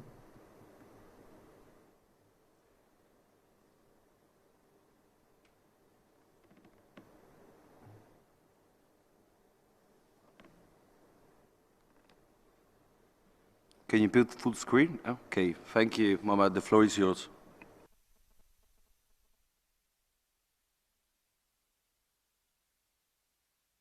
We are talking about the climate change, and the climate of the Earth is changing due to the natural and human causes. Natural causes include volcanic eruption and ocean currents. However, human activities such as industrial transport heat are of great concern and are the major reason for global increase in temperature. This increase in temperature is affecting plant biodiversity. It is increasing sea levels due to the ocean melting. Moreover, fresh water and groundwater resources are depleted by climate change impacts, and this climate change also severely affecting the crop yields. In this decade, due to climate change in Asia and Pacific, there was increase in natural disasters, such as there were flood storms that were observed in India, Pakistan, Thailand, Indonesia, and these natural disasters were observed more in developing countries as compared to the developed countries. If we talk about 2020-22, this year, some extreme events happened due to climate change, like in early January, wildfire occurred in North America, and it has affected 6 million acres of forest land. Similarly, South African countries like Madagascar, Malawi, and Zimbabwe, they also faced cyclones and big destruction to their land due to heavy rain and flooding. Similarly, in July 2022, ceasefire occurred in Maldives, and it flooded over more than 20 islands. That severely affected the population of the Maldives countries. Likewise, few months ago in Pakistan, the maximum temperature that was observed was in early May. It severely was affecting the crops. Then after monsoon start and extreme rains and flood occurred here, and they affected more than 2 million acres of the lands.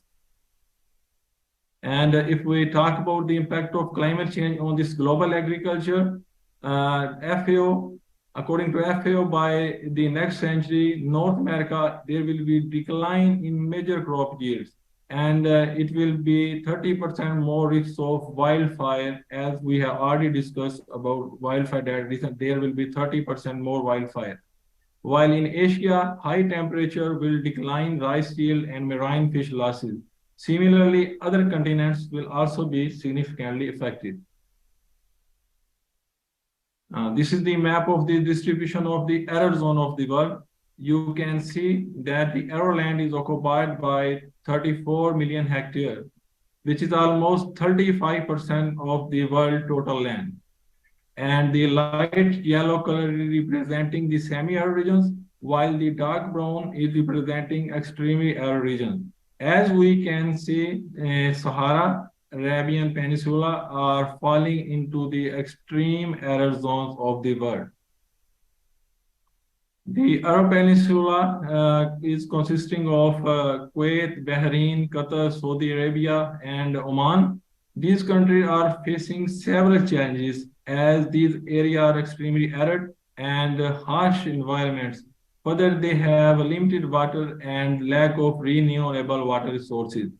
Moreover, these countries have rapid increase in population that requires more nutritious food and have only 1.1% of total world water resources.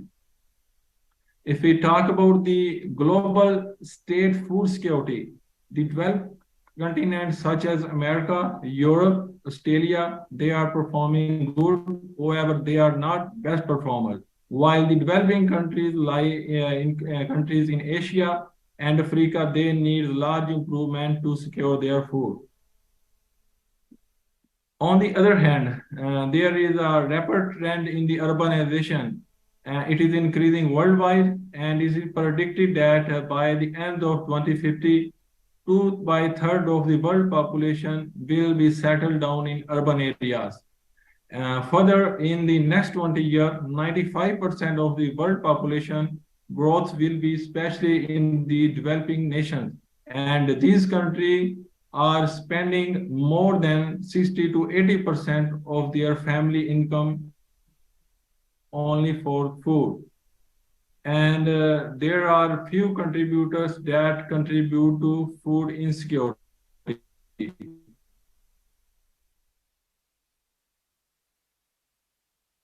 First is the ever-increasing population, which is predicted in the lifestyle.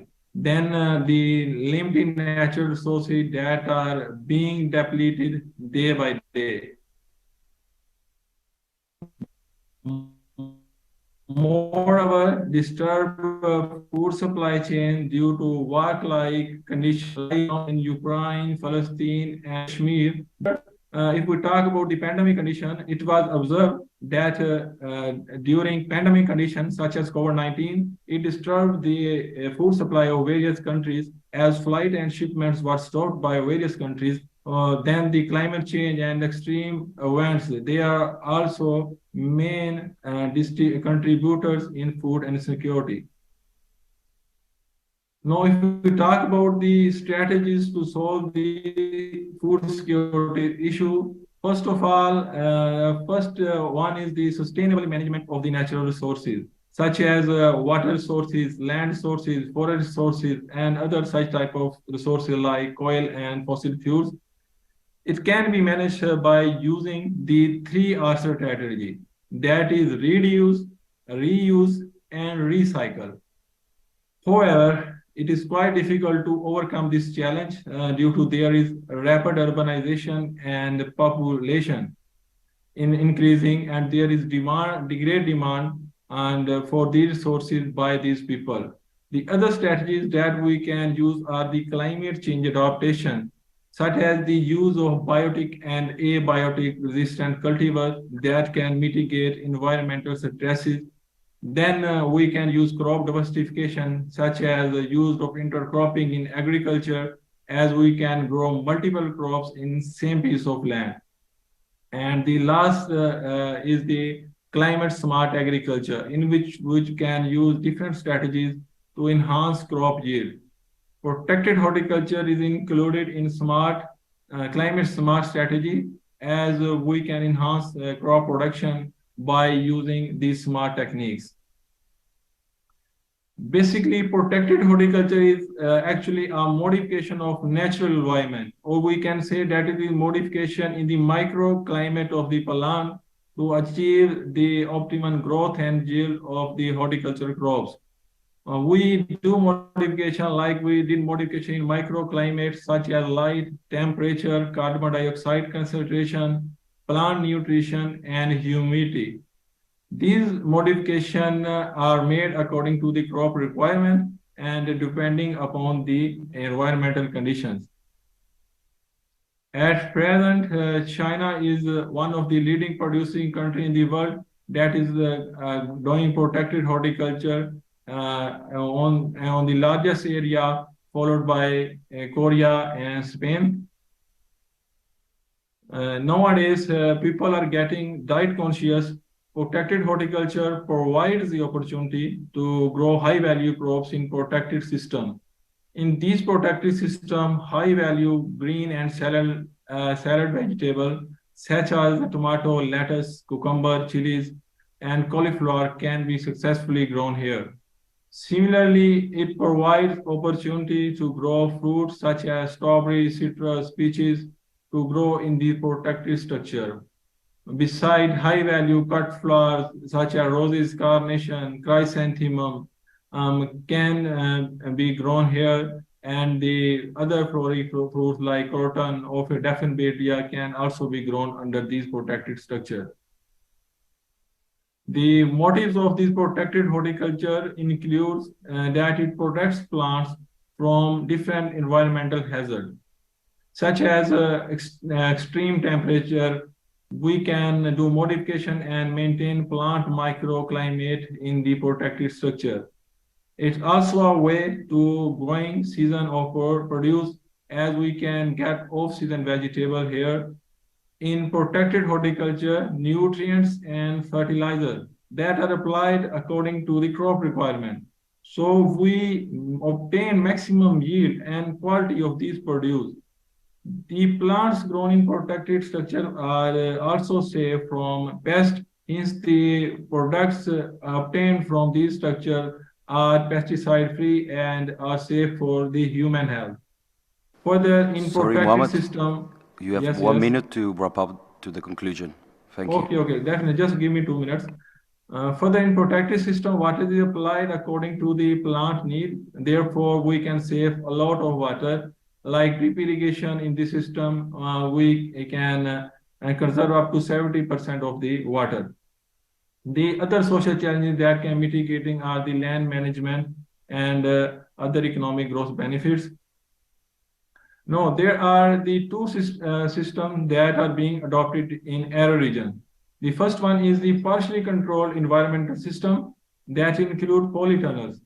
These tunnels may be of different sizes, such as low tunnel, high tunnel, walking tunnel, and the high tunnels. The other partially controlled systems include solar greenhouses, lath houses, screen houses. Moreover, mulches and row covers can also be used in this partial system as they conserve water and weeds in arid region. The other completely controlled system indicated by its name, that is fruit fly control and the plant growth in ideal conditions. The glass house and hydroponics are its major example. Now this is the ICARDA, that is the International Research for Agriculture Research in the dry area, has tested hydroponic techniques in Arab Peninsula and concluded that it has saved 120 meter cube of water for each ton of tomato. Similarly, the tomato yield obtained in UAE was 192% more as compared to soilless. They also tested cucumber and found 40% more yield in these areas. Then it also reduced water use, application of fertilizer and pesticide. Moreover, it was also concluded that the farmer will get have recovered the cost of their cost within the 2 years. Now here are some successful stories of protected cultivation from arid region / free Sorry, from Mohammed, the Peninsula. I don't want to interrupt you, but we have to Just follow up with the... I am winding up, just please. Okay. Here are some stories of protected cultivation of Arab regions, like Arab Peninsula. There are pictures from Oman that they are successfully growing strawberries, lettuce, tomatoes in protected and getting their bumper crop. Similarly, like Qatar Doha, they are using multiple span greenhouses and using evaporating cooling system and getting 33 kg of tomatoes per meter square. Similarly, next year they are in 2023, the first international horticulture exhibition is going to conduct with the aim to encourage, inspire, inform countries about innovative solutions and reduction of desertification in the Middle East and African countries. And here is the one of the last example that UAE is going high-tech vertical farming in Dubai industrial city, whether they are also using the artificial lights in hydroponics to increase the crop production. So in future, due to Arab urbanization, developing countries like Canada, London, Singapore, they are using rooftop gardens to produce horticulture high-value crops in urban environment, and it provides fresh vegetables for the urban dweller.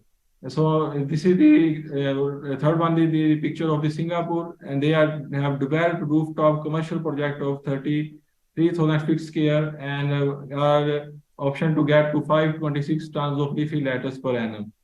This conclusion of this presentation is that protected horticulture is the future and is required for food. Thank you very much, Mohammed. I'm afraid we're going to have to cut you off there. We need to move on to the next presenter to leave time for everyone. Thank you very much for an interesting presentation. We'll have more time in discussions. Thank you very much, Mohammed, to remark as a potato cultivation as an interesting tool to provide food in semi-arid region. I would like to invite all the people connected online and present in the room to type their question on the Zoom and vote on Mentimeter. And I would like to remind the speaker to stick to the 10 minutes of presentation, to go ahead and without any delay and without taking time for the fruitful discussion at the end. So I would like to introduce Eri Hayashi, Vice President of Japan Plant Factory Association, that we are going to do the next presentation. Eri, are you connected? Hi, good morning. Okay. Yes, can you see my screen now? Yeah, perfectly. Thank you very much, Eri. The floor is yours. Thank you. Yeah, thank you. We just had an earthquake here, so I hope I'm safe, but hope it worked well. So thank you very much for inviting me. Thank you very much, Pietro, for the kind introductions. I'm happy to be here. I'm Eri Hayashi with Japan Plant Factory Association. So Japan Plant Factory Association was a not-for-profit organization founded in 2010, was supported by more than 200 companies and individual enthusiastic, motivated people in the field, in the sector of controlled environment agriculture, especially the plant factory. So our association, the vision and mission is to develop and also introduce a sustainable plant production system with a collaboration with academia and industry, also the citizen, to help solve the global major issues such as food, energy, resource, or even the improving the quality of life of people. So we work on the research development, also training course workshops and standardization and technical business support. So it's like a showcase of housing that we try to introduce the new technology because it's such a new technology to explain to the society. So we are based in the city called Kashiwanoha. It's an agriculture-driven smart city. So in the town, there are different type of size for a different purpose. For the home use, like a small system connected with the internet, and also the small one for the hotel, restaurants, and also the seedling production, especially used for the tomato seedlings, or even a strawberry, or like a tree or forest seedlings for the many purpose, so that you can transplant to the field or the greenhouse, and also the commercial production as well. And then in the campus with academia, industry collaboration, working on different methodologies, indoor breeding projects and other seed propagation, strawberry or automation to apply to the society. So I am today talking about the plant factory with artificial lighting, indoor vertical farming, a little bit of a new technology that we learned a little bit of the protective horticulture in the early morning session. With the resource use efficiency, but we can either think that this is like a more control production system. So ideally, the plant factory can contribute to the solving the major four issues at the same time, including the food security, resource saving, and the environment conservation and the quality of life. So if you compare with the field farming, if you have the same size of the land, theoretically, the plant factory can produce 100 times more and reducing 90% of water because it's a closed environment. So you can capture the water, recycle the water, and also no need to use the pesticides and many good things. So the plant factory artificial lighting, that cultivation room is completely closed, highly airtight and thermally insulated. So with that, we can visualize more easily how much resource input and output or even the waste. So it can be estimated online continuously. So that the data is less noise, so it's relatively easier to analyze. So the goal of plant factory is that to maximize the yield with highest economic value with minimum use of resource and minimum emission of under given climate, social and economic conditions, and to provide the stakeholder higher quality of life. So our mother planet, it's actually, the Earth is actually the closed system, closed ecosystem. So the plant factory is theoretically the same as our planet. So it's completely controlled and closed ecosystem. So historically, this system was used as a growth chamber for the research. But recently, it's used for the large-scale commercial production as well. So system looks like that with artificial lighting, with a hydroponic system. Typically, we are supplying CO2, environment control. So with plant factory, we can design the environment for plants with multi-objective function. But the problem is that we got the freedom to set the environment. So it's too many combinations. So what can we do? But theoretically, we can achieve the high productivity, uniformity, reproducibility. But reality is that there's so much space to be improved because the scalable system has to be developed, and then it's many things that we have to develop together. So this is an example. So not only temperature or humidity, but we can easily get the net photosynthesis, the rate variable, water uptake rate, things like that, because it's a closed environment. So let me share a little bit of the current status, history and current status of plant factory market in Japan. So historically it started in 1980 with high pressure sodium lamp, but recently most of the farm are using LED lights. So now, roughly speaking, 200 plant factory are running commercially. And then recently, the larger factory is operated. So not only to supermarket, but many factory or farmers are providing to the food services like convenience stores, so that you can improve the quality and quantity with the data. And also the automations, AI, phenotyping, or the collaboration. So this is an example with automated plant factories, a fully automated operation. So let me give you an example of the profitable plant factory case on the 808 factory, data-driven operation, producing 20 heads of leafy lettuce every day. So this looks like that with a solar panel. And then you see the shiny floor, it's very clean. It's very hygiene managed environment. So with the sensing and the monitoring technology, they are improving resource use efficiency every day, and taking care a lot of hygiene and process management, so that they are proving how clean it is, no need to wash, and then also talking to the society for the consumer awareness, because this is a new industry. So this is an example of product. And so Japan, speaking of the lettuce production, Japan is number 7th country of the lettuce production.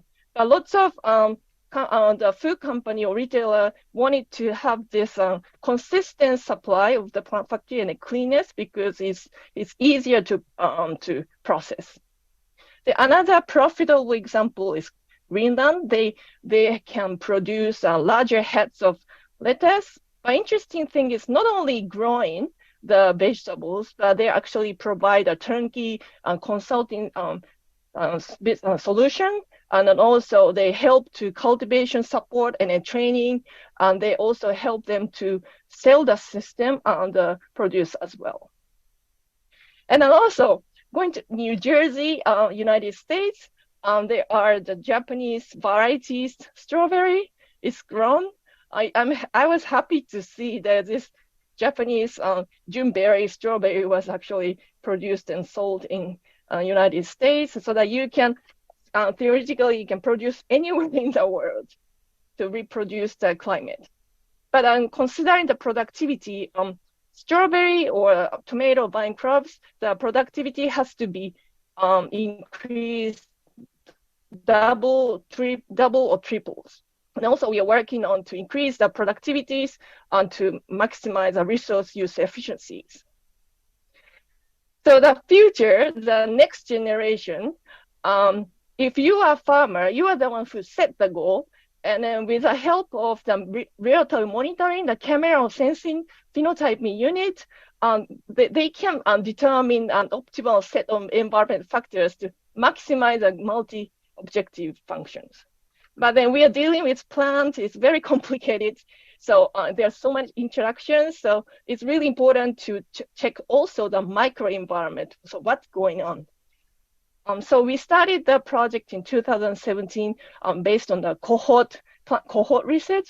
So the appreciating the plant individual and tracking all the history from sowing to harvest, and all the data will go to data warehouse. So this is an example to assess the germination time of individual seeds. But the point is that to see how it is affected by the microenvironment and then management factors. So this is an example of the same variety, same genotype, but changing the different environment and water volume, and then the different type of uncoated ecotic seeds. But you can see the uniformity and the speed of germination was different. So it's interesting to see the microenvironment difference. And also with a really simple tool, with a smartphone, you can visualize with a camera image so how much the leaf is expanding. So this is an example like to check the cotyledon unfolding time and how it's affected the ongoing growth. And you can see the outlier like this. So this kind of data can be used for breeding as well. So this is just an example. But the point is that those kind of data can be shared, and a different expert can analyze from the different perspectives. And also it can be, you can actually do the research as well, and you can track the history, and also you can analyze to estimate how it is going to be. So the Sustainable Development Goals, there's the 17 goals, but of course, the number one, no poverty, is such a crucial issue. So I personally believe that this technology in the future can be used with a smartphone for the open data for research, education, social business, and for creating the inclusive society. So you can be the citizen scientist. So in the future, we have to achieve the distributed farming system so that we can control, just like you put the air conditioner at home, and we can share the data. So in the future, you have 1 minute, less than 1 minute to wrap up, then will be time for the discussion. Yeah, this is the last slide. Yeah. So that's actually good. I still have 1 minute. So this is such a new system, so that we have to work together. So to achieve creating the shared value for an inclusive and sustainable society, not only speaking by the aspect of the science and engineering, but also we have to consider design, including social design and also art. So this is such a new method. So there's many reference or books. So please feel free to check, and thank you very much.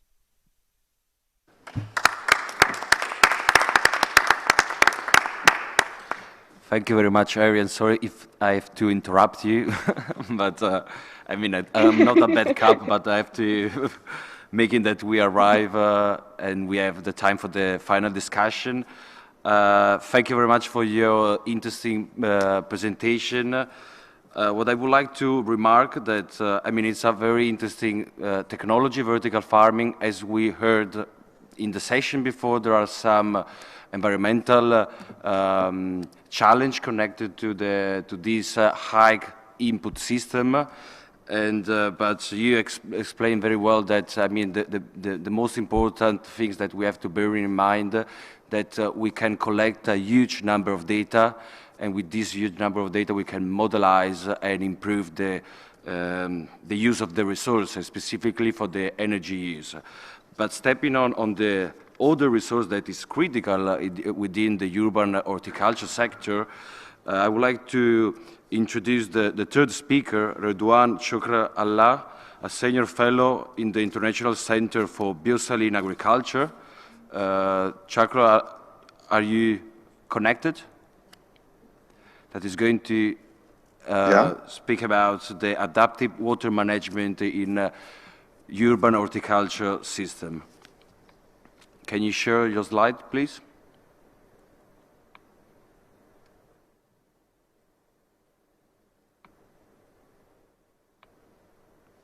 Can you see it? Yeah, and we can hear you loud. Thank you very much. The floor is yours. Thank you. Thank you so much for inviting me. I'm not really an urban farming, but I'm much more working on the water and water issue and basically what are the technology that we could use to reduce water consumption or to be more efficient in terms of water for producing crops. So I will start my talk about that's one of the major things for reducing, increasing the water efficiency is the management practices. And we have already know that soil organic amendment will increase the water use efficiency by increasing the water holding capacity and reducing the leaching of the water and nutrient. As well, I will be talking about sustainable irrigation system that we could use in order to increase the water use efficiency. Accurate estimate of crop, this is something really needed, how much water to add and how much at what time, and as well suitable crops that are more water use efficient. So I will start first by the irrigation system. We have done research where using two systems, the surface drip irrigation. I mean, everybody now is moving to drip irrigation for growing the crops. But we also, many people now are also using sub-irrigation. And as you can see from this slide, that surface drip irrigation for growing potato allow to accumulate salt on the soil surface. But when you use sub-irrigation, drip irrigation, we have a better use of saline water as well as treated wastewater in case we want to look for alternative that's a source of water to reduce, to increase the water conservation. Another technology that we have been testing in improving irrigation efficiency and productivity is what we call the partial root drying system, which allow you to have two drip irrigation on each side, and based on the type of the crop as well based on the type of soil, I mean, how many days you have to wait to move from one side of the root to other one, depend on the crops as well and the type of the soil. So irrigation alternation in what we call PRD must be supported on soil moisture threshold content level, which have the ability to produce the greatest level of abscisic acid, concentration of xylem, and PRD produce more yield against, for example, deficit irrigation. This result in better quality and higher water productivity. But both strategy as well, deficit irrigation or PRD, have a better use efficiency in comparison to full irrigation method. Here we have tested also on different crops, tomatoes as well on potatoes. And you can see from that subsurface irrigation system and PRD technique will allow a saving up to 40% of the water, which means that we are saving 40% for more food production if we manage this type of system of irrigation. So the Also, one of the most important things is continuous monitoring of the soil moisture as well as salinity, and using different sensors or sanction cup developed that allow that RDE treatment, or in the bottom, as you can see, the PRD system allow you to monitor. Beside the monitoring using this, suction cups, we can also base our irrigation based on what we call solar radiation to define how much water to be used in per day for the crop, allowing depending on the KC of the crops, which mean the stage of the growth of the crop. Another way of saving water, and this has been already, I think, presented during this first session as well second session, is using a hydroponic system. But hydroponic system will not save you water if you don't recirculate. So hydroponic could save you up to 70 to 90% more water if the water is recirculated. Otherwise, you will be wasting if you have an open channel hydroponic system. For example, I'm showing on the tops here, one of the growers in Morocco is using bags and sand. And this is a system which has been used quite a bit under protected greenhouse structure, or under protected tunnel crops, tunnel greenhouse. And it shows that we can lose up to 40% of our nutrient during the whole cycle.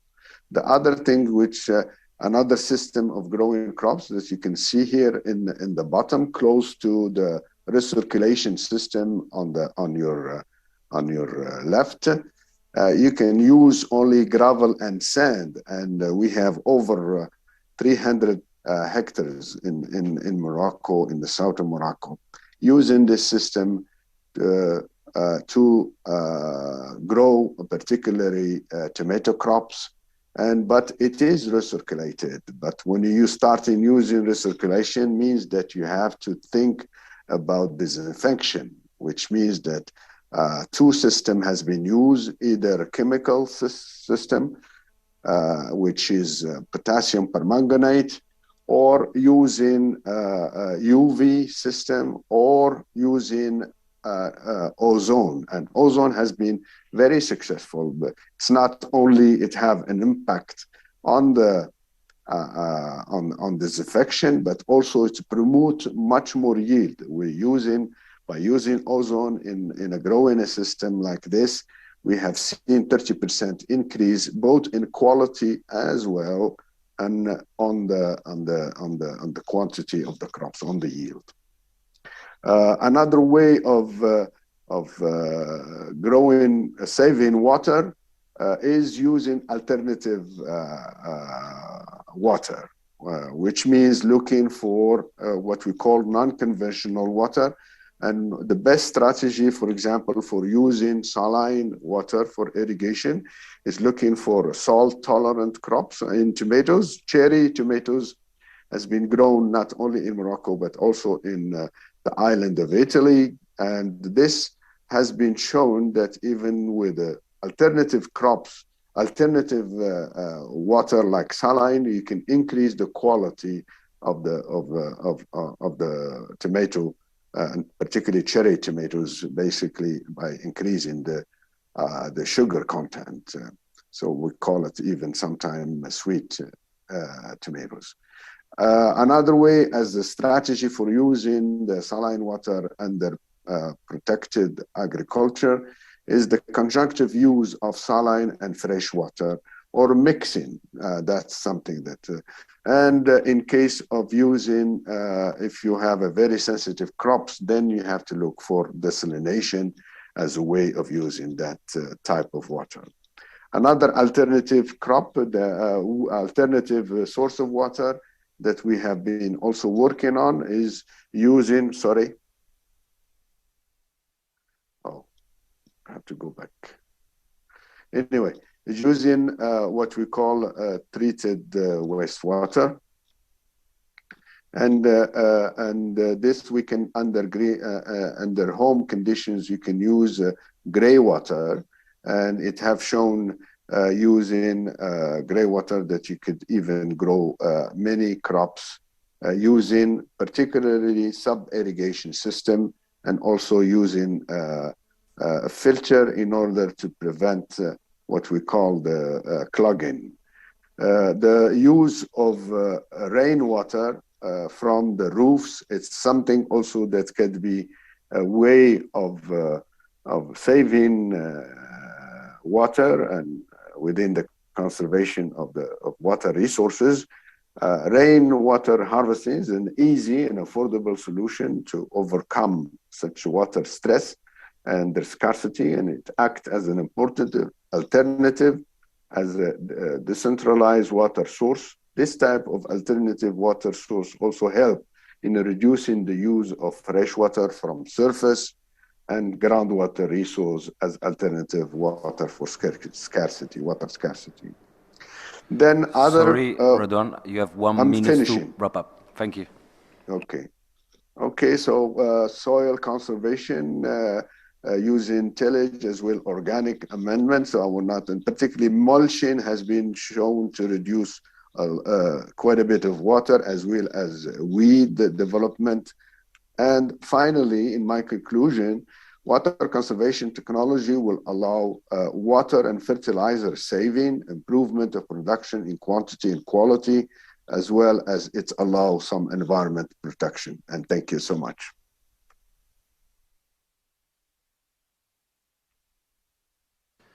Thank you very much, Radwan, for this interesting presentation and to explain the different technology that we can apply in the urban horticulture system to decrease the use of water that is an important resource, specifically in the city.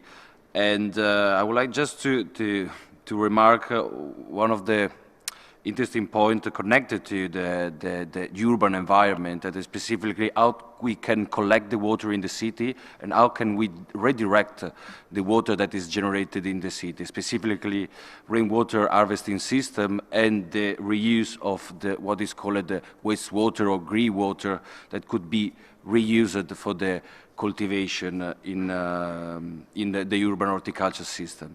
So passing through the fourth speaker, that is Martí Rufí Salís from the University of Barcelona, one of my colleagues. I would like just to introduce him because we are speaking about the environmental impact of urban horticulture, and Martí is going to make a brief introduction about the life cycle assessment methodology for the analysis of urban horticulture.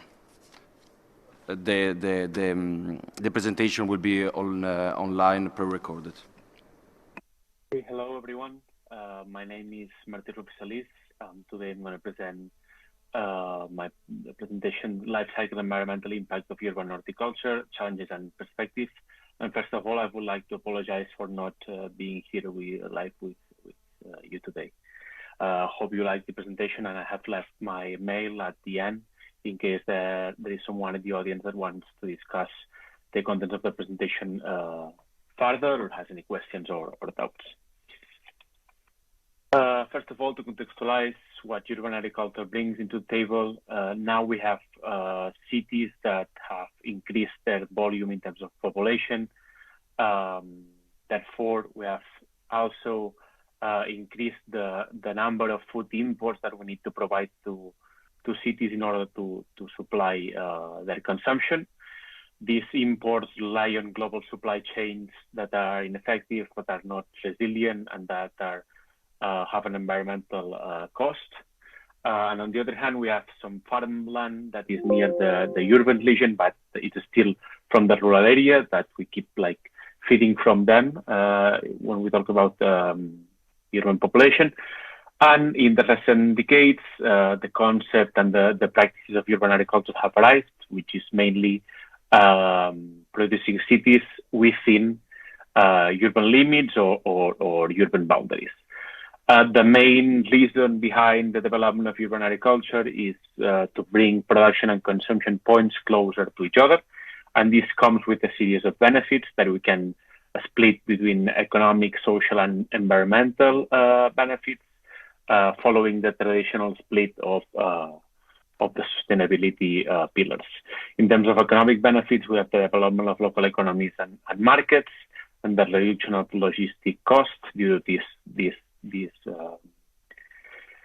production and consumption points being closer. In terms of social benefits, we have richer diets, we have healthier food, we have, I think, the most interesting one would be the feeling of belonging in urban areas, creation of new jobs, like, for example, what in the literature is called the urban farmer, and social equity, for example.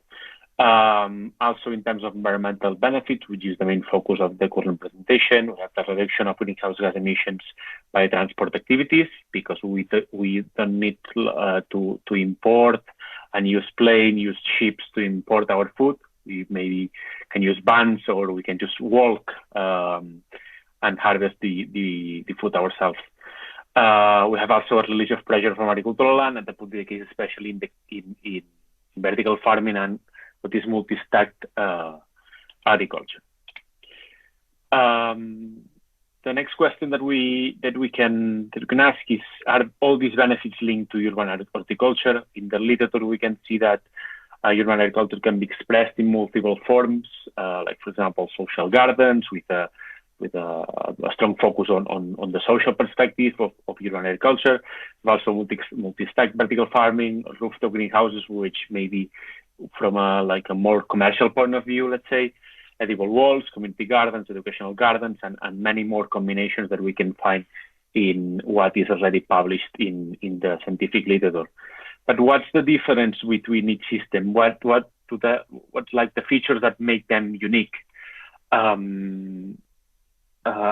oppositely, let's say, to traditional agriculture, we can really see which are the main characteristics of these specific urban agricultural systems. For example, we see a selection of between a growing soil or growing soilless, growing in open field or growing in a greenhouse. This can be related also to traditional agriculture.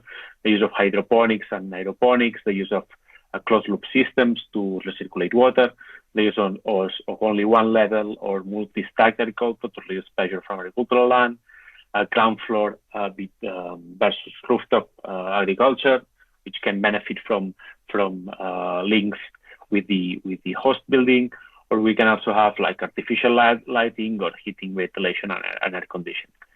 What is interesting about these specific features and that can be individually involved in urban agricultural systems is that these features define also how the environmental profile of urban agricultural systems will look like. How do we quantify that case by case? With that through life cycle assessment, in this case of the study that I'm presenting right now, through ISOs 14040 and 14044. And it aims to analyze the environmental impacts across all the product system life cycle. We have four methodological phases, and this method has been extensively applied in agricultural systems and recently also in urban agricultural systems. We have different impact categories, but in this presentation, we are going to focus, for the sake of simplicity, in climate change or global warming potential. Let's just jump directly into a couple of examples. For example, here you can see how the environmental profile of a multi-stack high-tech vertical farming looks like. The inventory is split into operation and infrastructure, and within these two subsystems, we can have different items, like, for example, growth medium, fertilizers, the infrastructure for the greenhouse, the rainwater harvesting system. And in this specific case for multi-stack high-tech vertical farming, we can see that we have a high contribution of impact from the energy. And why is that? Because this biggest contribution is related to artificial lighting in this case, and heating, ventilation, and air conditioning to improve the conditions for growth in the winter and in the summer. This, as we can see, is expected cause effect. If we apply artificial lighting or HVAC systems, which are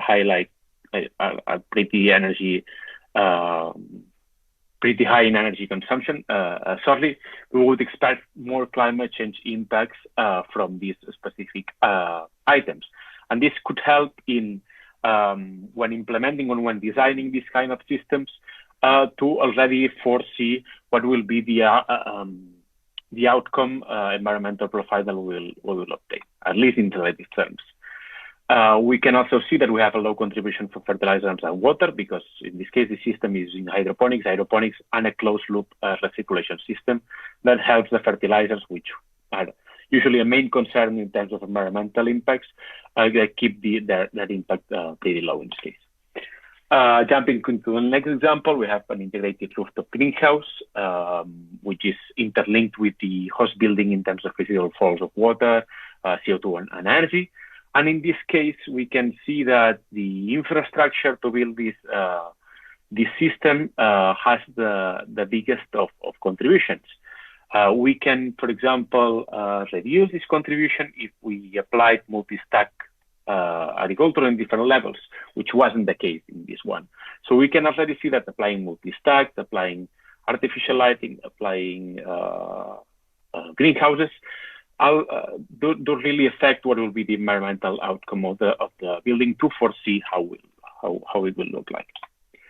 Just some brief final remarks for this presentation. We have seen that urban agriculture has several advantages compared to traditional agriculture in terms of social, environmental, and economic benefits, but most of these benefits rely on the specific features of the system. When it comes to environmental performance, some of these features are linked to specific contributions, like as we were saying, artificial lighting to high energy consumption. But we suggest here that a specific LCA study should be always done to every specific system to really see that a specific technology contribute to that specific environmental outcome, just to avoid jumping to wrong conclusions.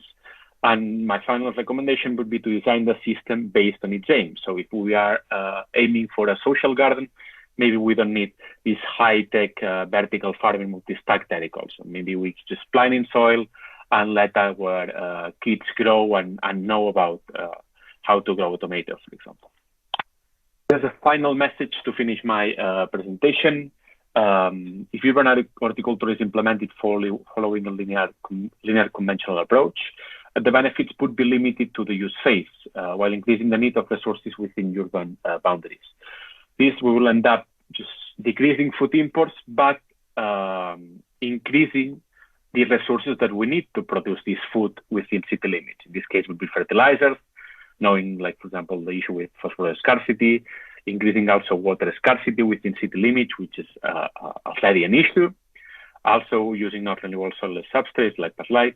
So what we propose, and we can already see this concept in the previous literature, is the circular urban metabolism. The circular urban metabolism aims to connect urban agriculture systems with other urban systems that we can find in our cities, like wastewater treatment plants, like eco parks, for example, to make sure that we are optimizing the use and reuse of resources as maximum as possible. Let's see, for example, the use of struvite, which is a fertilizer that can be extracted from urban wastewater treatment plants, and that has a high phosphorus content that we can use then in urban agricultural systems.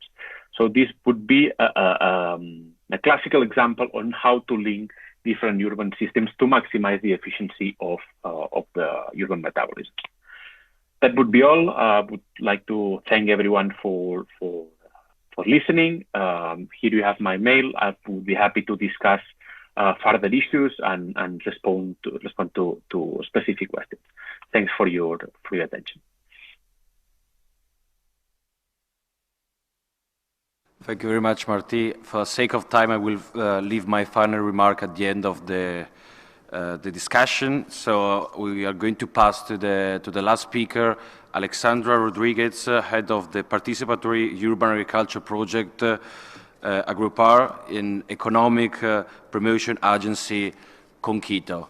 The presentation will be titled Ecosystem Service in Urban Agriculture in Quito, Ecuador. Hola, soy Alexandra Rodríguez, coordinadora del proyecto de agricultura urbana participativa Agrupar para la ciudad de Quito. Voy a compartir con ustedes nuestra experiencia sobre autoproducción de alimentos en condiciones controladas y su implicación en la generación de servicios ecosistémicos para la ciudad. Desde el 2002, la Municipalidad del Distrito Metropolitano de Quito implementa a través de la Corporación de Promoción Económica con Quito el proyecto Agrupar, una iniciativa de agricultura urbana participativa cuyo objetivo es promover la producción agroecológica, la justicia social, climática y de género, el consumo responsable, así como una mayor sostenibilidad y resiliencia. El objetivo es aportar a la seguridad alimentaria con la mayor soberanía posible en un contexto geográfico como Ecuador, en el cual se producen alimentos todo el año. Aportar a la gestión ambiental, al mejoramiento de ingresos, generación de fuentes de empleo, a la inclusión social, a la sostenibilidad y resiliencia a través de la autoproducción de alimentos en huertos urbanos, periurbanos y rurales a pequeña escala. Para esto, el proyecto aplica las siguientes estrategias: capacitación y asistencia técnica en producción agroecológica, crianza de animales de granja y procesamiento de alimentos. Implementa tecnologías alternativas para hacer más eficiente el proceso productivo, tales como microinvernaderos y sistemas de riego por goteo. Circuitos cortos de comercialización para la venta de excedentes de producción, promoción del consumo responsable en el marco de la adopción de dietas sostenibles, adopta procesos de economía circular y colaborativa, apoya a los agricultores para la implementación de bancos comunitarios y cuenta con un sistema interno de control de la inocuidad. Los principales impactos de este proyecto han sido la mejora y disponibilidad de alimentos saludables para los habitantes de las zonas urbanas pobres, el incremento de oportunidades económicas, beneficios ecosistémicos y cambios significativos en el comportamiento de consumidores mediante la creación de más de 2.200 huertos activos que cubren 65 hectáreas, de las cuales 2.73 hectáreas se encuentran bajo condiciones controladas.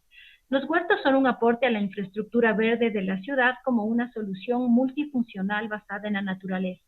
La intervención se focaliza en las zonas de mayor pobreza y desnutrición crónica infantil de Quito. Como pueden ver en el mapa, cada uno de los puntos negros significa un huerto en las áreas de mayor necesidad. Cada año participan más de 4.500 agricultores, en su mayoría mujeres jefas de hogar que representan el 84%. La práctica de agricultura urbana puede tener un significado diferente para los beneficiarios de acuerdo a la motivación que les lleva a tener un huerto. Así, para unos puede ser subsistencia, para otros recreación, para otros educación ambiental, para muchos tiene relación con la salud y nutrición, para otros es una oportunidad hacia la inclusión social e integración y para muchos además es una oportunidad para emprender. Pero actualmente el tener un huerto también representa un acto revolucionario o subversivo ante el actual sistema alimentario altamente contaminante e injusto. La incorporación de agroecosistemas en las ciudades, bien sea a campo abierto o bajo condiciones controladas, representan un cambio significativo de paradigma en la planificación y el diseño urbano. Los huertos urbanos brindan una serie de beneficios ecosistémicos a las ciudades que compensan parte de las afectaciones causadas por los sistemas urbanos donde prevalece el cemento y el asfalto. Así, por ejemplo, la agricultura urbana brinda servicios de soporte al ser parte de la red verde urbana, pero también brinda servicios culturales que influencian sobre el ser humano y su entorno en un contexto geográfico y cultural particular. El huerto se convierte en el espacio para compartir, conversar, recordar, recuperar y reconstruir vidas y comunidades. Quito está ubicado en Sudamérica, justamente atravesado por la línea ecuatorial, lo cual le permite producir alimentos todo el año en sus diversas regiones. Sin embargo, la inequidad en el acceso a los mismos es cada vez mayor y la malnutrición en todas sus formas se agrava. Quito tiene una temperatura media anual de 11.3 grados centígrados y una precipitación promedio de 2.877 milímetros por año. Sin embargo, los eventos climáticos extremos son muy frecuentes y cada vez ocasionan mayores daños a los sistemas agroproductivos. Podemos mencionar entre ellos heladas, granizos, sequía y exceso de precipitaciones.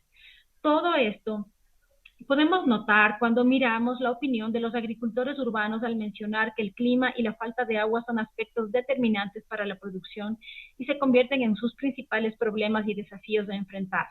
El agua que se usa para la producción es mayoritariamente potable y tiene un costo que debe ser, por lo tanto, debe ser optimizada.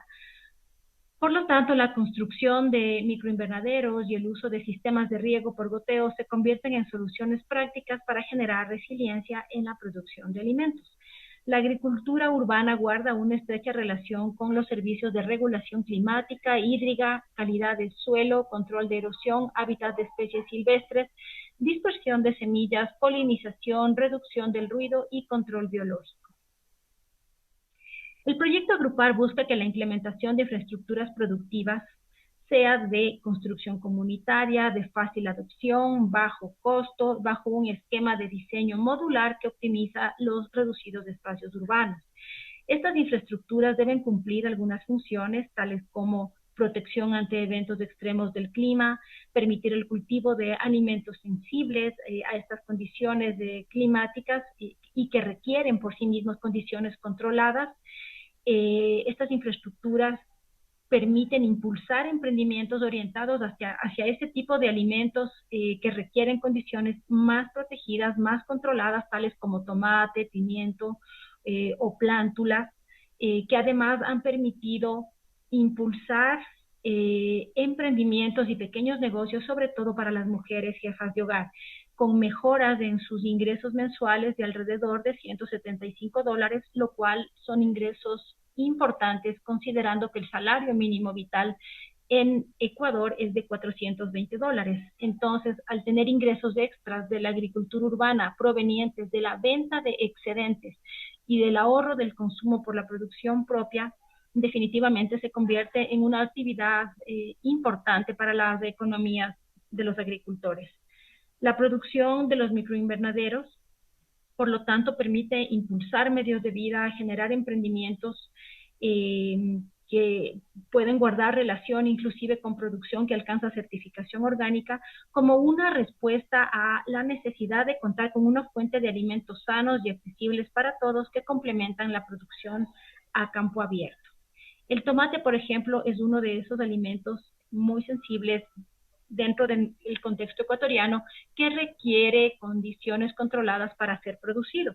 Y además, la producción de los huertos urbanos, que cuenta con certificación orgánica, brinda un valor agregado importante para el consumidor, ya que el tomate producido bajo sistemas convencionales supera los límites permitidos por el Código Alimentario en cuanto al uso de pesticidas. Y claro, no únicamente el tomate, sino muchos de los alimentos que se producen a campo abierto también. Por lo tanto, la producción generada en los huertos urbanos y la que se produce dentro de los invernaderos es muy valorada en las ferias de la agricultura urbana.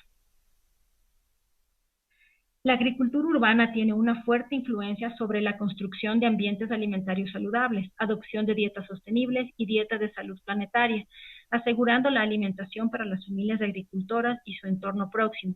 Los huertos pueden generar alrededor de 105 tipos de alimentos, locales, saludables, frescos, justos, diversos, accesibles, de temporada, generados dentro de un sistema sostenible de producción, como lo es la agroecología.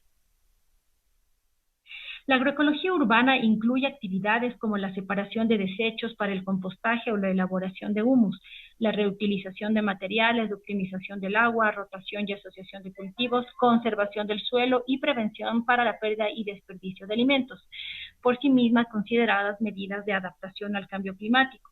Los huertos urbanos contribuyen a la captura de carbono, la fijación del nitrógeno, infiltración de agua lluvia, reducción del efecto de la isla de calor, el efecto alveolo, el incremento de la biodiversidad y reducción de las necesidades de transporte, empaque, refrigeración y bodegaje, haciendo que en su conjunto los huertos le ofrezcan a la ciudad un efecto de mitigación. Por lo tanto, el servicio de regulación tiene implicaciones directas sobre la adaptación y mitigación climática.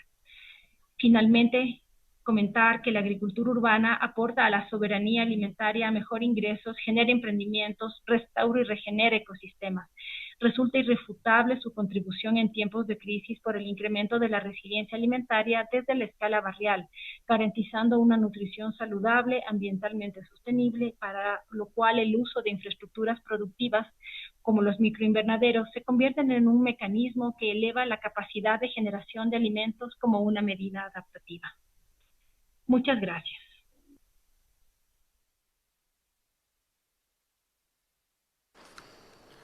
Thank you very much for all. We arrive at the end of the presentation, and now we're going to open up the discussion. There are 15-20 minutes for the discussion, and based on the online participant and the people in the room.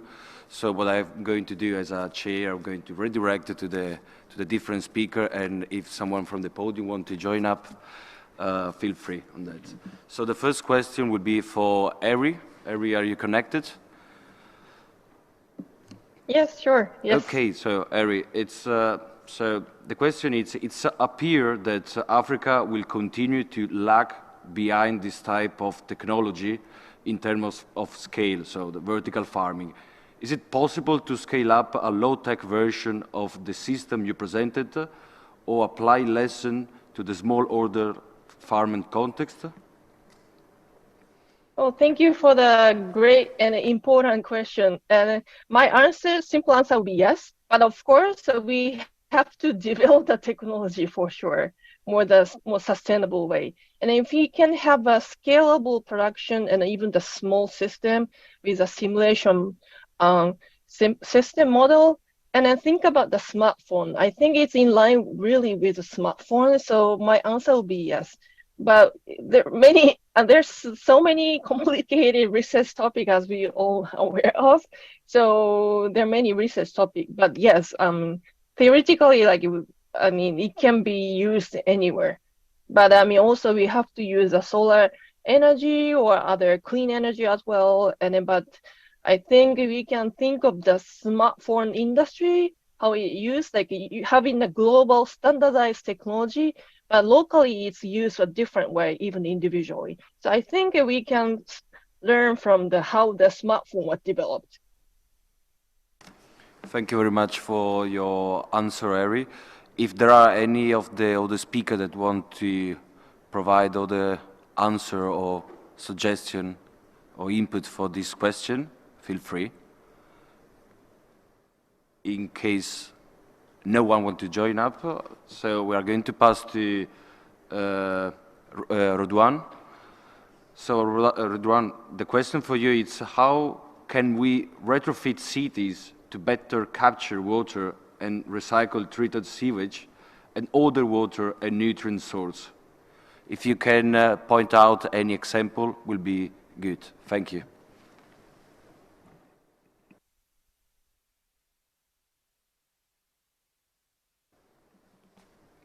Redwan, are you connected?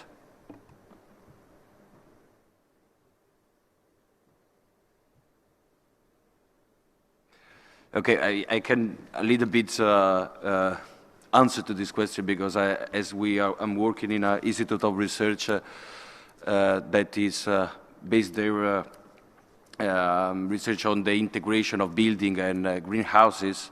One of the most interesting parts is try to create some rainwater harvesting system, specifically in the flat rooftop. And the other interesting technology that we have to implement at the urban planning is try to divide the green water to the black water. So in a sense that the green water will be available for the horticulture production in the cities. So when Redwan will connect it again, we'll try to pass it through to him. So the other question will be for Mohammed. So Mohammed, the question for you is, how much potential does protected cultivation have to mitigate effect of climate change? And what are other complementary actions are necessary to create more resilient system? Like we can control protected, actually I have told you that we did modification according to the plant's requirement in the protected structure. Like we can control temperature, we can control humidity, and similarly there is a less control of the insect pest. So in this way, in protected structure, we can maintain the microclimate, like we did evaporating fans and something like other, if they are harsh climate. And similarly, we in like Chinese solar tunnel, we heat up the system. So by this way, we can maintain the temperature of the grow and we can get a good yield. Thank you very much, Mohammed. Redwan, we have a question for you from the online participants. So if you can point out some, how can we retrofit cities to better capture water and recycle treated sewage and other water and nutrient source? And if you have any good example to point out to answer to this question. Thank you.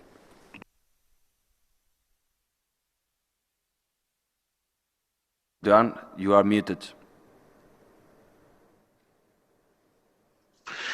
Okay, when you're talking about the level of cities, means that it will be difficult. Either you have what we call centralized system, which will not be recycled within the city. This system will be valid for a small community, not big cities, where we could do what we call a separation between the gray water and the black water. And in this case, that will allow you to treat much more easily the gray water, which is doesn't include all the toilet waste, what we call the black water. Then this you could treat it much more easily with a very I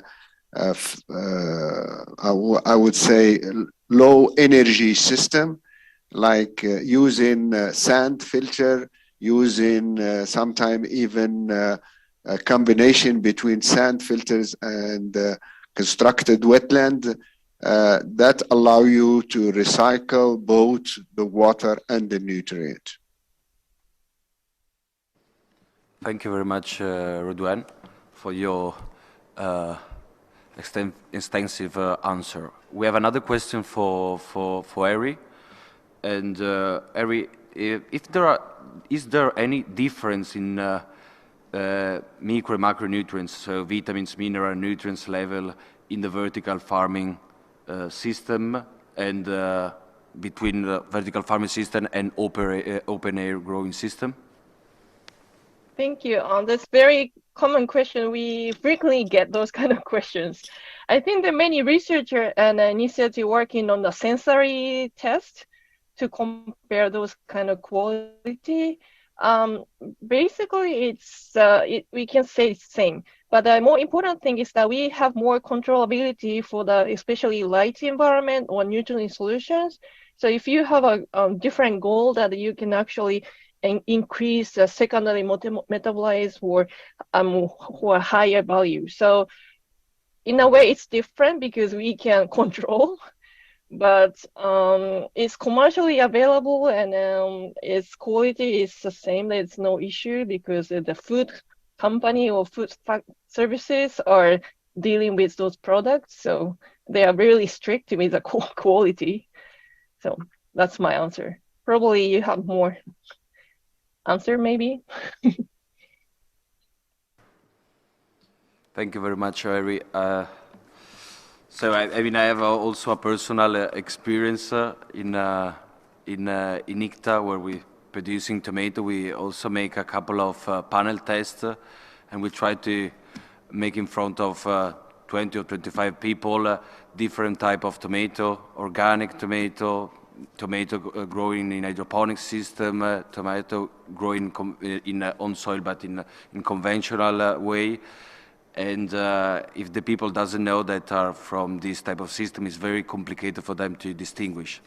So this is actually also to complement the answer of Ari from the taste point of view. It's very difficult to distinguish, but from the nutrients, micronutrients point of view, for sure with the hydroponic and other high-tech system, it's possible to increase some nutrients content in the product. So I have a general question to all of the podium, if you want to join for answering. So how can we promote youth entrepreneurship in protective cultivation? And if any of you have any successful model or example to point out. Please, Fenton. Thank you very much, Pietro, and thank you for all the interventions that we've had in relation to the technologies and the planning. And this has really set the scene for how urban horticulture can move forward. And I just wanted to add in relation to Pietro what you said, that there are ways in which we can scale some of these technologies and connections and networks. And yesterday was the second birthday party of the Green Cities Initiative. And this is an initiative which allows cities of all sizes, from different sizes, to share experiences, best practices, successes, and lessons learned, and to build city-to-city cooperation and opportunities. And I think that's what we need. A lot of the discrete technologies are appropriate for certain local contexts, but we need to share these experiences. And the Green City Initiative is one such way that we can do this. And a lot of the technologies are actually built on the expertise that's been built up for a longer time than 2 years, but over a period of 6-7 years, which is the city-region food system approach. And this is particularly unique because what it's done in urban planning and linking with the surrounding territories is involve the Ministry of Agriculture, which is very rarely involved with anything that happens within urban planning. But when we consider that 70% of all food is either produced, consumed, or distributed from cities, it's an opportunity that has now been realized through the city-region food systems approach. And there are many resources which are available that I just would like to alert the audience to, that are available in terms of planning, such as the toolkit, the urban and peri-urban agriculture sourcebook. So these are ways in which we can scale and build on networks from individual expertise. And maybe just finally, last year, horticulture is fruits and vegetables. It was the International Year of Fruits and Vegetables. And we produced a book in partnership with CIRAD and several international organizations focusing on smallholders. What are the opportunities, but what are the challenges? And it also included protected cultivation. It also included urban horticulture. So I think collectively these networks are very important. The Milan Urban Food Policy Pact. We need to collectively move forward. So with that, I'll leave it there. Thank you. Yeah, please, Ana Maria. Thank you very much, and thank you for all the presentations. So I'll try to provide an example because you were asking about examples, and I think that examples are very important, pertinent, because we learn a lot from them. And this is a really nice story that happened in one of our projects in Colombia. It was a small community in Cauca, Colombia, through this program that we have been implemented in the past 10 years, which is called the Climate Smart Villages. And one of the activities that we started to implement with the community was the water harvesting in the roofs. And then with that, we were able to develop these vegetable home gardens. But what was really interesting was that the community was a very solid community, and the daycare where children were going to stay the day was one of the places that we started with these home gardens. And it was really interesting how the kids, 4, 5, 6 years old, they were the ones that were taking care of the different vegetables that were grown in the community. And what we saw after some years was that that really changed the type of food that they were eating, because before that, they were not interested in having any kind of vegetables in their diet. But since the kids were the ones that were really understanding where these vegetables were coming from, and on a daily basis, part of their activities was to go to the garden and see what was happening with the celery, with the lettuce. It inspired them to have more of those kind of foods, and it really made a change in their diets. And I think that it's really interesting how I think that each time more, and I was thinking about what Eddie was presented, which is really interesting, but it's a little bit getting away from the culture of being close to the land, having all these spaces for the community to get together around these issues. And I think that we need to find a balance in relation to that. I think that what was presented in the last presentation in Quito, it's really interesting about how this experience, it's getting vulnerable people together with a very strong social component, and I believe that we cannot forget about that. And I think that one of the issues that we need to consider more is how policies can incentivize these type of experiences where we are seeing increases in resilience, but with a very strong social component where communities are becoming part of these processes, where we are experiencing and seeing results in terms of nutrition. So I think that there's a policy call in there in terms of what are the kind of, this is the perfect example where policies need to be there to incentivize this type of behavior. So let me finish with that. Thanks. Thank you very much for this intervention, Maria. I'm going to drive you for the conclusion and the final remarks of this interesting session about urban how to transform urban horticulture.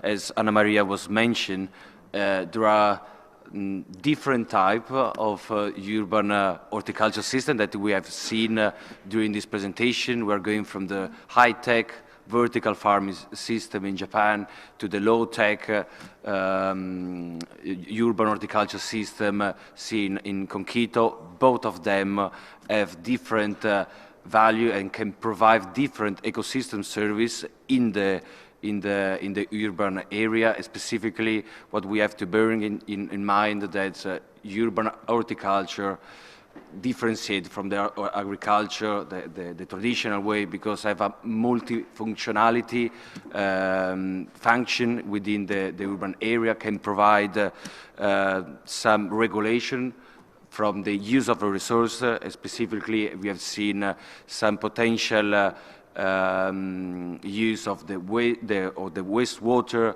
or we can see also interesting part in the integration for the energy use in the city. But on the other hand, we have seen also in the Conquito project that could be one important asset to promote the food access in the low-income population, low-income household. I just finish with one of the examples that changed a little bit my life. I was doing my master thesis in Myanmar in a project in the central dry zone. It's a very poor area in that countries, and basically my objective of my thesis was to understand how the urban horticulture system were changing these households. And at the beginning, I was thinking about the decreasing of the money that were used for the purchase of the vegetable.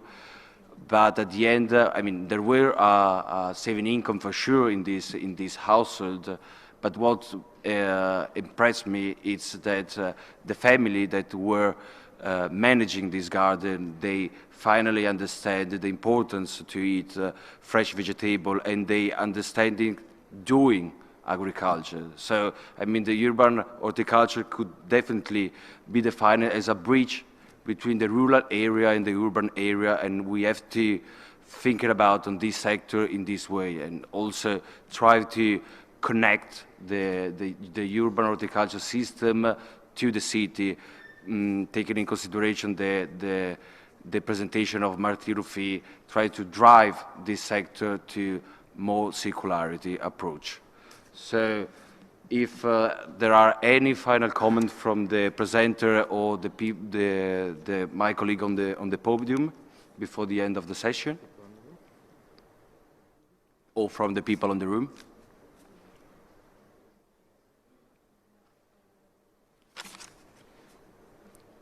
Okay, so thank you very much for your collaboration, your patience. Thank you very much for all the presenters that inspire during this 1 hour and a half meeting. I hope to see you in the second part of the conference that start again at 2 o'clock. have a good lunch, and thank you very much for all.